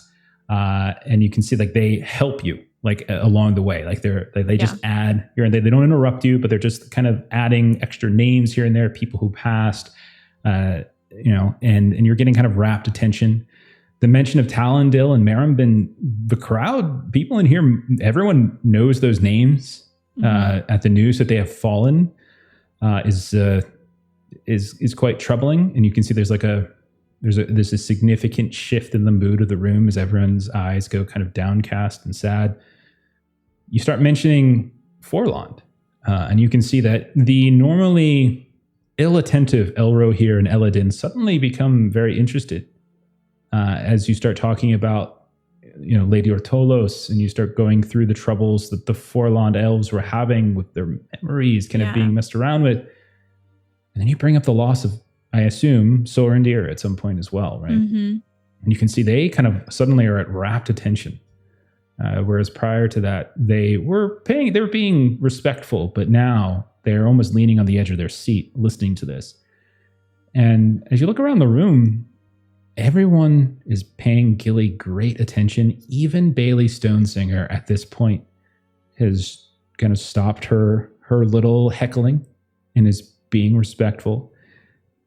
And you can tell that Gandalf, too, is listening. Like, his face is almost impassive. Once or twice, though, Daggett, you see his eyes just flicker off and look at you, and then flicker back. More than once, Daggett, while you're in the room, you can see that the torchlight, as the sun begins to go down outside and becomes more reliant on the interior light than the exterior light, you see that flickering go. It gets kind of cool as it's autumn, and you can feel a cold wind start to waft in as well. There are some folks who instinctively start moving their cloaks over top of their shoulders, but they all seem to be listening to Gilly's description of the events. Who would like to try to chime in next, and how do you do so? Would it be okay if I also attempted a persuade, but from a different angle? Yeah, of course. Anything you want. I think Daggett would almost in defiance of Gandalf get up to start speaking, and he would emphasize Gilly was talking about how bad things have become in the world and how we need to make things right again. I think Daggett would emphasize that these are the people to help. He would talk about Erennial's unyielding morality, Gilly's incorruptible heart, Floyd's strength of arm, things like that, saying that these are the people that can lead this effort and push back the shadow. If you want persuade, that's fine. It's also, I think that almost sounds like Enhearten as well. So if you want, if that's better for you, you also could do that instead. Persuade's much better for me, so I'd like to do that if I can. Yeah, go ahead. While you're doing that, thank you to Mozzarella. Thank you so much for the raid. Appreciate it. It's a Mozza raid. Welcome to the channel. Audience dice if you would like any. He doesn't want them. He doesn't want it. You don't With the way I'm stare at rolling Gandalf and bust Gandalf's balls and take audience dice at the same time. This Gandhi in my dice tray begs to differ. Well, I'm going to tell you, I think that's a great success. Considering everything that's gone, I don't see how Gandhi should help you. I'm just saying. All right. 2 successes. Okay. So, I'm sorry, I forgot. If it's not too late, I'd like to use my broken spells as well, where my necklace begins to light up one of the dwarven runes, and I spend a hope for another success on persuade. You certainly can. Amazing. A couple things happen. That part as you start messing around with your trinkets, again, Gandalf seems at rapt attention, and you hear him under his breath, and you see a little tuft of air come up as he says this, "Dwarf treasure hunters," and he just kind of says it not necessarily derisively, but he says it as if he's thinking that out loud. He's just sort of thinking out loud. But as you sing the praises of your peers, when you mention certain names, there's people in the audience who reinforce that. When you bring up Erennial, Orifin very much defends and brings, and kind of comes to Erennial's defense, and how when everyone fell, when Serigdor fell, when every one of the leaders of the group fell, and it was left to him, it was Erennial and the party that she leaned on. When you bring up Terra, there's people in here like Gilrain who seems to be very impressed with Tara, at least from what she knows. You can see that like Vignator as well kind of seems to be fairly impressed with Tara, and even Lady Arasil. You can see her eyebrows suddenly raise as she looks out. These two young women who they're somewhat known, but you're in a room filled with rangers who are of an older age, and we've got these two young people who are like coming into their own in front of this very council, and so you can see that you're definitely beginning to win folks over. When you get to like mentioning Gilly, there's some eye rolling from Bailey, but you do hear Gandalf again, that kind of idle thinking of the hope it's all stout folk indeed. So there's certainly reinforcement coming in, like you're hearing positive echoing. What's everybody else doing? Next stage. Can Tara go again, or have I already gone this round? You did the courtesy, so if Floya or Renio wants to step in, I would say let's see if they want to. If you've got nothing, then yeah, we can go back to Tara. Awesome. Sorry, when you said next round, I misunderstood. It's just more of I'm just seeing if they wanted to do anything first. Go ahead, Renio, excuse me. So Aurenial was thinking kind of in the strategic sense. So there's sort of been discussion of what's happened before and you kind of the things that we have done well and all of that. And so Aurenial kind of wants to just kind of get down to kind of the basics of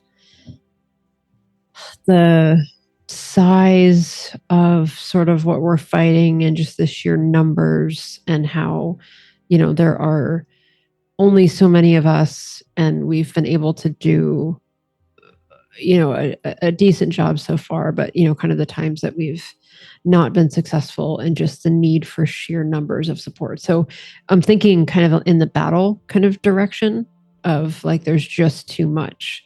And at this rate, trying to go back to Angmar on our own will just be, a suicide run basically, unless we have some additional support. So you want to use battle? Is that what you're doing? That's my attempt to kind of go in the strategic direction that like, when we had this particular situation, this is what we did. But if we'd had more numbers, we could have done this. And, given that we have to go here. Okay. Sure. Go ahead. Roll battle. Just it's one of those things where it's like, yeah, like I get what you're saying, but at the same time, I almost feel like it sounds like persuade to me, but like, because there is like a specific skill for that, but I think no. I mean, if you want to use battle, I know you want to use battle because it's favored, and you can bust out your helm, and you can. I've got my helm. All your boxes. I got extra 2d6. I've got magical successes if I need them. I mean, it's a time limit of like 7. You've only done 2 turns so far, and you're 1 success away from getting it. So I think you guys are in the clear here with this. But no, go ahead. Metagamer. I really just want to roll a lot of dice. I know you do. Go ahead. You just want to hear the thud as all the dice fall. Thank you, Steven. Appreciate that. Holy crap. That was not very good. Sorry? No, neither. But I'm going to have to do math here because 1, 2, 3, 4, 5, 6, 7, 8. You want to put up a loading screen? 9, 10, 11. Yeah, you should probably go back to the loop really fast. I did actually succeed, but I literally rolled 2 1s, 2 2s, a 3, a 4, and a 5. That's what you get. I did end up with, actually, let me check the helm because I think I might have a magical success from that. I do. So I have a magical success from the helm, no extra successes. Okay. Are you wearing the helm when you, Argaleb's helm? When you stand up, or do you have it taken off? Or I don't think she has taken it off since she got it. Like not even. What are you, a Mandalorian? I mean, her hair is a mess. It's just stank underneath there. Oh god. Okay, so as you stand up, you've got the helm, and you could see more than one person's eyes go up in the direction of that helm. Like they do, and they kind of see it, and there's some whispers as people have exchanged looks. Even a few of them just go so far as kind of pointing as they see it. Because the helm itself, like you've kept it in good condition, even though you originally got it was battered and dented and all that kind of stuff. But it does have that crest, the Kings of Arnor. Like you can see the crest atop it, and there are some in here who probably would be able to recognize it on sight. Even Gandalf's eyes, his bushy eyebrows go up at the sight of it. Your explanation of the tactical nature of like just needing these extra numbers, the failures of your previous treks, what you needed, what you lost. It's effective. It's a little, you stumble here and there, maybe over numbers, or maybe it's just nerves, whatever it might be. It's probably, maybe even yourself later on might think you could have said certain things better, but you say it effectively enough that you can see folks kind of, come together and they nod. And before I resolve, I just want to give Floy a chance. Floy, you haven't said anything. Is there anything that you would have said? You don't have to, you can roll or not roll. It doesn't matter. But like, would you have said anything at any point? Yes. Here's what I'd say. As you've heard, the stories that Gilly has presented to you, we have traveled as far west as Forland, as far north, Misty Mountains, and even south to Tharbad. These adventures are true. I dare say we've ranged further than you rangers yourselves. In all these escapades, and accomplishments we've done, slaying trolls that stand 50 times higher than us. The shadow itself. In orc leaders with massive armies, not once but twice. You're not the first people we asked to help. We've got dwarves. We got armies from Tharbad. I've all agreed.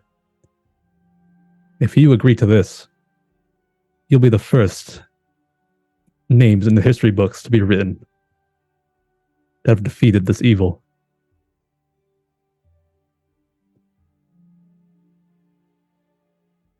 So it's a roller coaster of responses, as you are both very prideful, but at the same time almost kind of call some of these folks out for their lack of ability, not being just out there, just sort of hiding in the haven, not ranging as far, doing this and that.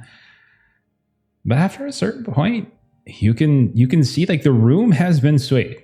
There isn't a face in the room other than maybe Bailey, who doesn't seem to have been swayed by much of what the group has said. And even Lady Aracel, you can see her eyes, she's been listening at rapt attention. And like she and Gilrain kind of exchange a look and a nod. And Gilrain speaks. I thank you very much for... Jeff, I'm so sorry. Can I just say one thing that I don't have to roll, it doesn't have to impact the outcome or anything, but it's a piece of information that I just want them to have, if that's okay. So sorry, but just before we move on, just to kind of like add on to what O'Neill said about these strategic piece. Tara doesn't think of herself as a hero. She thinks of herself as a soldier, and this is her like troop of fellow soldiers. So she adds on to the strategic piece that O'Neill said, and says that the reason that we need a fighting force that is as well trained as we are able to provide is the quality of enemy that we are now facing. There's a growing threat of experimentation and breeding among the orcs who are becoming tougher. The ones that we fought recently were organized. They were leaving messages for each other. They had scouting parties. They had markings of war paint on their bodies, and so Tara wants to make sure that they have that information. As I said, doesn't have to impact any of the outcome here, but want to make sure that is absolutely. We could even say, like, in just the depiction of the scene, like Irenial is kind of going through like some of the specific battles, some of the failures, some of the things that if we had this at this juncture with Rotag, we could have destroyed his whole army. If we'd had these support when we went to Othringol, we wouldn't have had to retreat. If we would have done this and that, and like Tara, you are adding in the extra bits of knowledge that you've learned throughout the time as well. Little hints, little bits of clues, little evidence that this is like there's this insidious growth as they're becoming bolder and bolder, and the reach of whatever shadow is growing within Angmar is becoming more and more apparent in your adventures. And I would say that at a certain point, Gilrain, when she speaks up, she stands. Everyone quiets and listens, and she turns towards you and she says, "Thank you, my young friends, for your candor here. Thank you for the service that you have shown, the Bree lands, the Lone lands, the ruins of our great kingdoms, to the people of these places, human, hobbit, dwarf, elf. Your heroism is a shining example of what we are mere remnants of. You've come here asking for our aid, and you shall have it. We shall give you knowledge. We shall give you swords. We shall give you bows. You will have the aid of the rangers of the north when you return to Angmar. And whatever evil there is trying once more to break free, you will have enough to squelch it in its infancy before it can grow so large as to cast a much larger shadow over all of these lands. It is my promise. That is our promise." And you hear like everyone in the room, when you first came in here, they were bickering, there was fighting. Everyone in the room, Lady Erisil, Vignator, Orathin, Halbarat, all of them here. Like everyone's like echoing it. They're stomping their steins, here. Everyone's agreeing. And then eventually she kind of holds up a hand, quiets everyone down. And you look out. You guys have been at this for hours. It has grown dark. Now, we have been at this task for quite some time. We're all very tired. Some here have traveled very far. We should retire now. Tomorrow we shall work out the details, shall take our volunteers. We shall see who will be going with you. But for now, rest tonight knowing that you are not alone in this fight. And with that, like, she just sort of dismisses the council, and you see people start getting up from their chairs, shaking hands, clasping shoulders. People come over to you, some that you know, Vignator, Orathin, everyone kind of taking their chance to talk to you, to say something to you. Like Orathin will, stand before Irenial and Floy and Gilly, and I can't go with you, but I have many a very young, strong men and women would gladly fight with you. Absolutely. You can count on it, I am sure. And you can see Vignator comes over, says the same thing. He's like, and then Lady Erisil comes to you, Tara, and she says, almost a little, like you can tell, like there's a hint of like her pride is kind of hurt. Like, I only wish that you would have been more forthright with the dangers when you were at my table last night. I believe the conversations today could have been accelerated even faster. But know this, I support you. My house supports you. Indeed. Thank you for bringing this to our attention. Like she like stands in front of Tara. Like it's on the one hand, like she's very like supportive, but she's got to get that last little bit in, you know? That little Sure. bit. So I will graciously reply, I thank you for keeping an open mind. Indeed. Bailey, Stone Singer, Halbarad come over to Gilly. Halbarad is like, depending on the numbers, I may accompany, I may not. There's not much of support. The Shire is a very isolated community, and there are many dangers lurking about it. I do not feel entirely comfortable leaving it undefended. And I will see who else volunteers and what your numbers are, and perhaps I will go with you. And you hear Bailey, I'm not going. Well, thank you for your consideration. That's what we aim to protect is home. Well said. Well said. Good night. So they take their leave. You can see like Elro here and Eladin kind of come up to Floy, you know, into whoever else basically, and it's just Sorendir. That name sounds familiar. You mentioned it last night as well. I think I heard.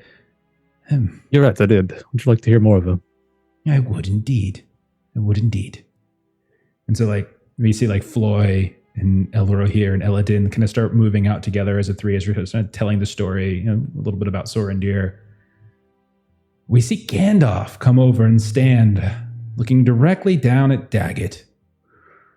Well, Mr. Dwarf, seems you have many a secret, many a story. You will be going back as well, I hear. Daggett is looking fairly smug, knowing that we did very well at the council. Mm-hmm. Of course, they'll need my arm and my axe. Your axe? Oh, my dear dwarf, I can tell you that your arm is certainly yours, but that axe belongs to someone else. And when they come in contact with it, I wonder who it will choose. You or its maker.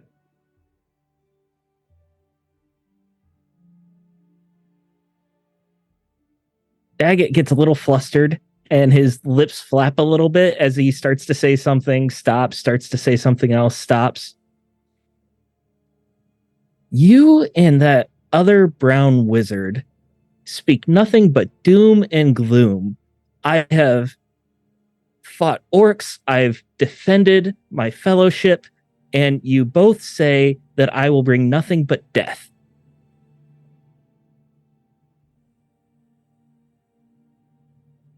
Was there more to that statement, or are we just spouting facts? Do you have anything nice to say? I believe I've said many nice things. The cheese is delicious, the atmosphere.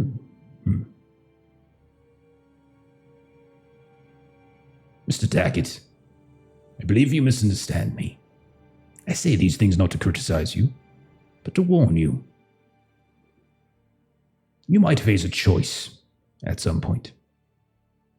I just hope you make the right one. That is all. Well, thank you for your warning. You could have started with that. Perhaps I could have.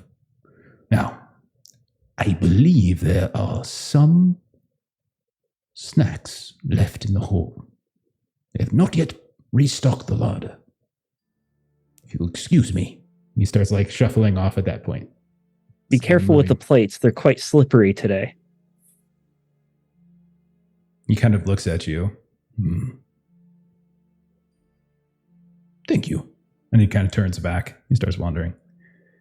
Once more, Daggett. Corner of your eye.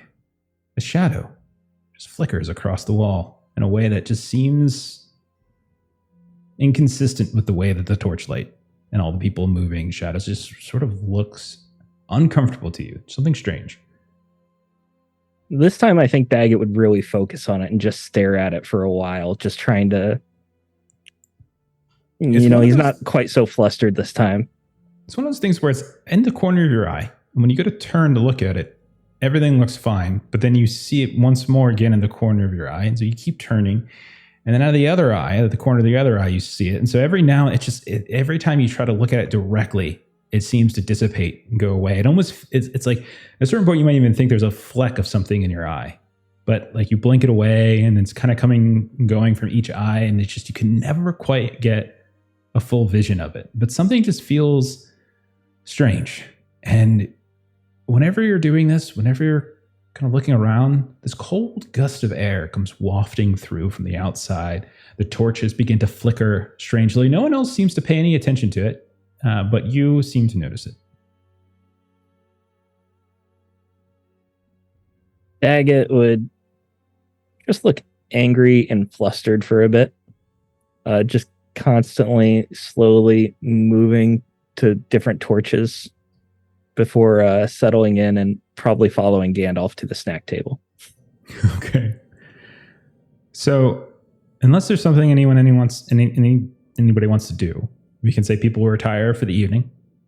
You don't necessarily have to go all the way back to Lady Arisil's. You could easily just camp out. You can see there's plenty of folks here who are just camping out. Some who are finding place within the lodge itself. Some outside in the wilderness. It's not too cold just yet. It is autumn, mid-autumn at this point, so it's getting cooler and cooler by the day.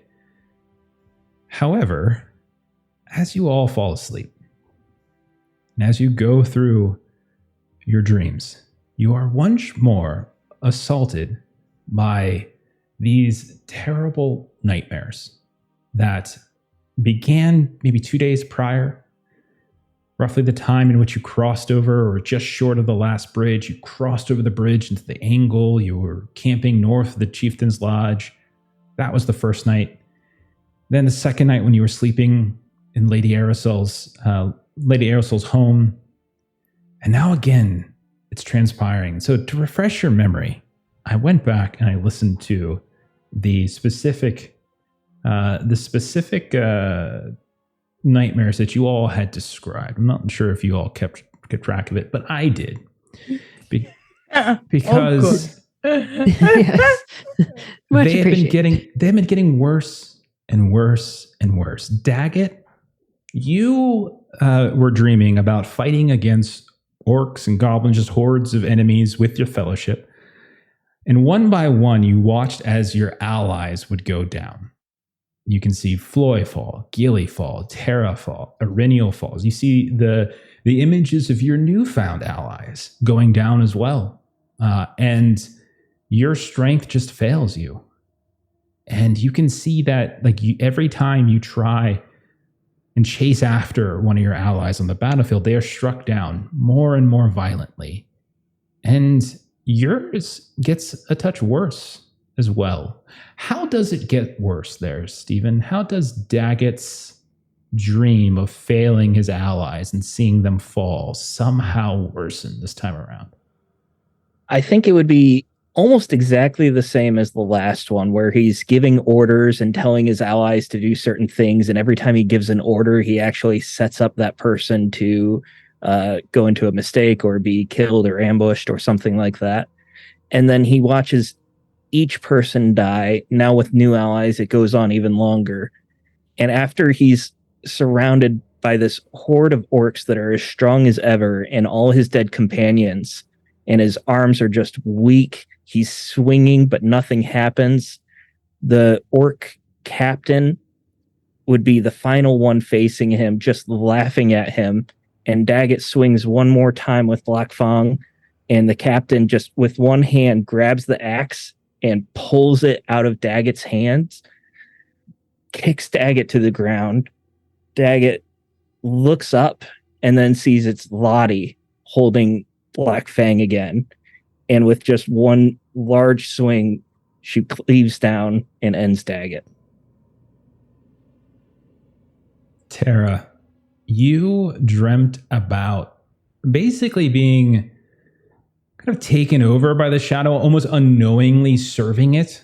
in this sort of slow, insidious manner to the point where like you were just kind of unaware of the change that you were kind of undergoing, and where you were almost slaughtering people that you didn't realize was actually in the name of some great darkness, some great evil, where over time you just don't even realize that has been befalling you, that you've had that kind of change, that shift. So with that kind of as the basis, how would this third iteration of this nightmare, which again is getting worse and worse each time, how would this have gotten worse in some way? How do you think Tara's nightmare might have accelerated? I think it's there's a strange replay of the events that just transpired. Tara goes to Lady Gilrain and seeks time in front of the council and is able to convince the council with her friends to provide this elite fighting force. And it's all in service of the shadow. and instead of fighting against them, it is for them. And she has been able to lie and manipulate her way through these people who ought to have seen through her, but have made the mistake of trusting her. And I think that is terrifying for her, that she has asked people to put themselves forth in this idea that it's not actually what she it's not versus the shadow, it's for the shadow, but she's able to convince them otherwise. It's not only yourself that is unknowingly or insidiously turning to shadow, you have now brought and opened the door for all these others to turn as well. Yeah. Perfect.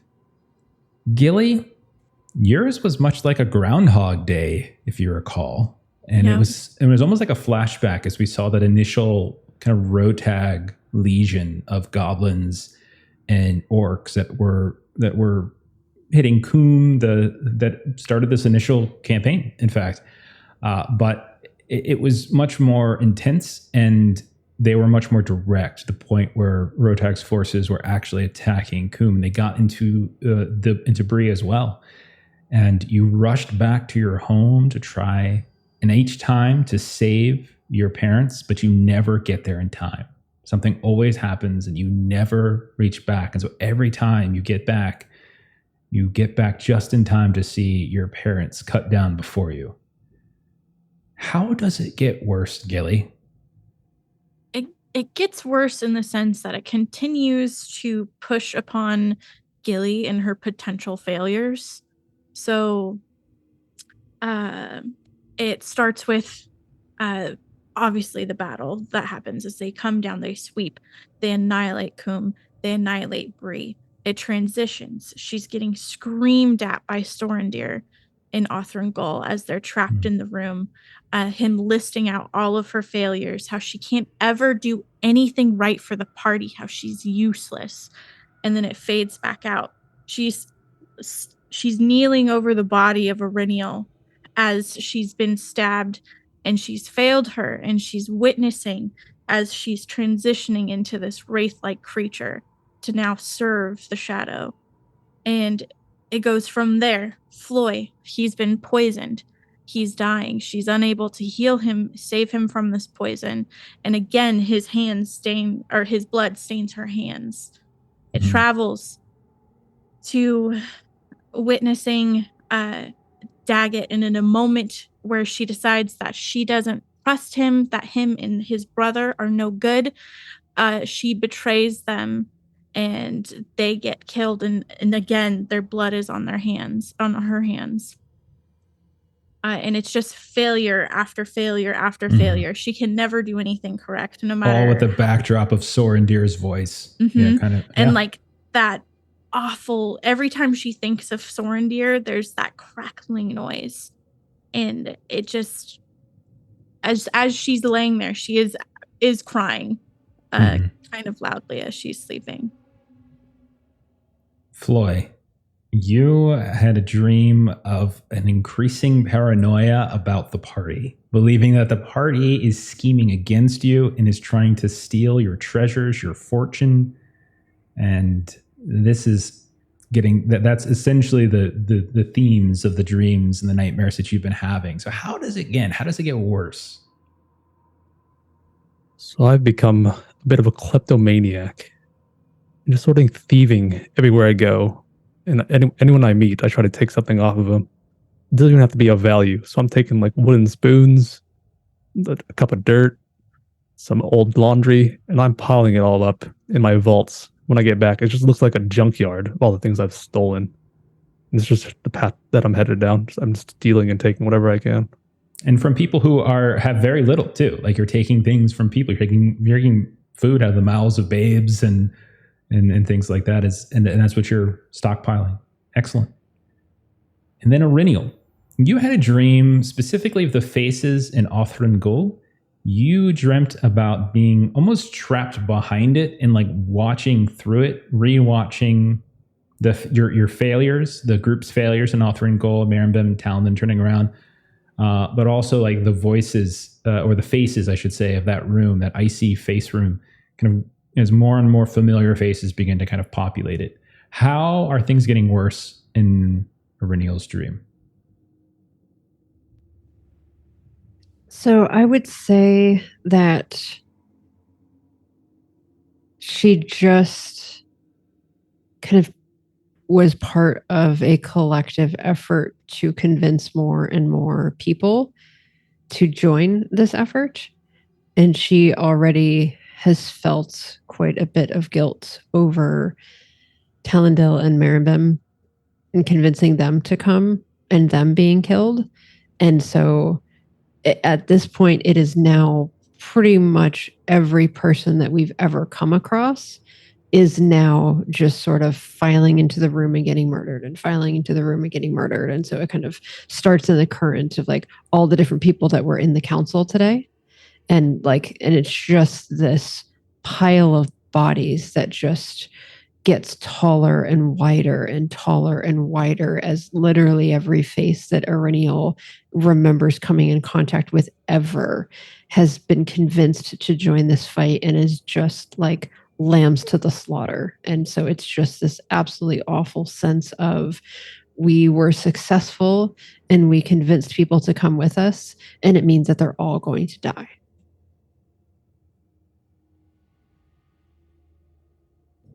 So all of you have these horrific dreams. I need everyone to go ahead and roll a wisdom shot, like a wisdom test, as you're trying to protect against shadow sorcery again. So if you're doing this from your sheet, just click on wisdom. If you're doing this by hand, roll a d12 plus a number of d6s equal to your wisdom score. Your target is your wits target number. That's a Gandhi and a great success. Okay. Just met it at a 15. Okay. I feel like this is like a cheating roll, but I get a 12 and 2 6s. Oh, it's fine. Nice. It's fine. So, okay, so you have 2 successes. Okay. Gilly, how'd you do? Great. Okay, great success. Okay, and Eryniel. Sorry, I got excited that I got 2 6s and then realized I actually have to do the math just to make sure that was enough. Yes, that was enough. Okay. Yeah, 2 6s. So it sounds like the Rangers, you both had 2 6s and you passed your roll, correct? All right, the two of you are fine. Right. Gilly and Daggett, sounds like you got 1 extra 6 and you passed your rolls, correct? Okay. Mhm. Both of you take 1 point of shadow. Okay. Floyd, it sounds like you just got a straight pass. You take 2 points of shadow.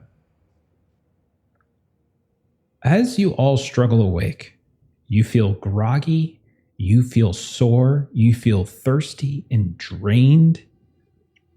And when your eyes open, it's a relatively bright room. You don't have any real memory of this place. As you look up, you can see that each of you are in a bed. You're probably not in the same room either. A couple of you are probably in one room, a couple of you in another. This looks wholly unfamiliar. You see various trinkets and things hanging on the walls. Doesn't look like Lady Arisol's home. It doesn't look like the outdoors near the Chieftain's Lodge. It doesn't look like the indoors of the Chieftain's Lodge. You hear the sudden clearing of a throat. And we'll say Auriniel and Tara, since the two of you do the best. See the two of you in a room, and you groggily get up. And you can see that there's a young woman, the same woman that was helping Orphan around, that's sitting nearby. Daggett and Floy will say you two are in another room. You struggle awake. You look up, and you can see there's Gandalf with his pipe, just like his far away look on his eyes. He's just sort of staring off into the wall. Is he smoking a pipe? Gilly, you wake up and you can see there's Bailey Stonesinger just kind of drawing something. And you hear Gandalf, look who's awake. Sleeping on the job, it seems. And as we kind of shift between rooms, we come back to that young woman, Auriniel and Terraneth. Again, you're feeling groggy, this dry feeling in your mouth. She looks at you. I thought you would never wake up. You've been asleep for a week. We're going to go ahead and end it there for this evening, and we'll touch on that next week. All right. What just happened? I don't know. What the hell? I'm just Yes, you said no time jumps. I warned you guys in the beginning when I said 5 years. And it was all Wouldn't it a be dream. What the hell, Jeff? It's not all a dream. You've just been asleep for a week. That's all. I want to sleep. Oh my goodness. Great session. Holy crap, so Holy good. God. You're on the Starship Enterprise. You're in the holodeck the whole time. It's the end of Enterprise. Anyone ever watch the end of Enterprise? Like the actual Scott Bakula one? It was all just a freaking holodeck thing? Great. Yeah. Oh, God. Spoiler. Okay. Fantastic. Griffin, thank you for that sub. Under the Wire. Love it. Love it. Okay. We're We're back. It's very exciting. So excited to be back. Yeah. I totally forgot rules. I'm like, how do we do councils again? I'm like, oh, that's right. I have all the notes in Foundry, and I looked it back up. So I was like, oh, there we go. Perfect. Glad I typed that up. Okay, let's get on out of here. Let's do some plugs. Coming up Monday. Actually, no, let's start with Maitreya. Maitreya, what are you up to on the internet? So you doing anything lately? I'm actually taking a bit of a break from my YouTube channel, Maitreya Plays Games, and I'm looking forward to getting back to it shortly. I had some real life stuff that got in the way, but that's hopefully done now. And yeah, but I have a backlog about 40 videos if you want to check that out. Yeah, that's me.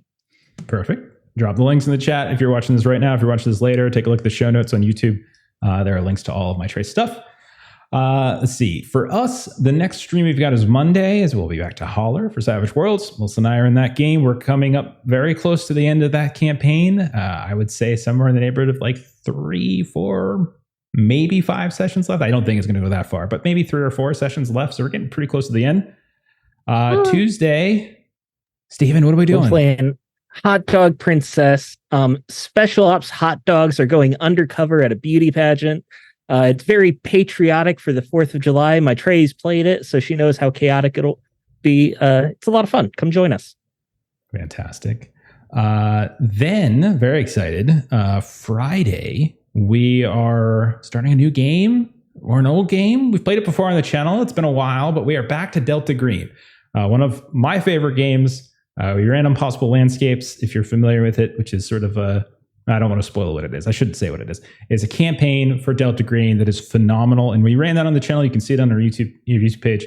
But we're going back to Delta Green, and we're going to do a different campaign. It's going to be, I'll splice together a few different things. Some Delta Green scenarios, some modern Call of Cthulhu scenarios, and a few of the things that I just want to come up with. So we're starting that up next Friday. So come check that out. It's going to alternate on Fridays with Conan.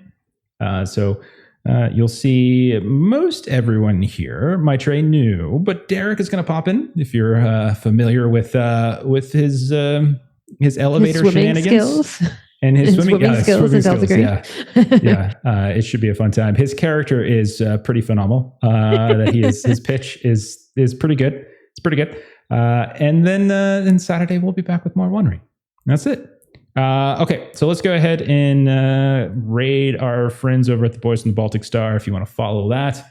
Have a great rest of your weekend. Thank you to the Mozzarella channel for rating. Really do appreciate it. Go follow them if you haven't already done so. And if you're not following this channel, and if you're not subscribing to us on YouTube, if you're not subscribing to my tray on YouTube, please do. I can only speak for myself, but this is all I have in life. So as the numbers go up, my self-worth also goes up as well. So it'd be great. So bye-bye.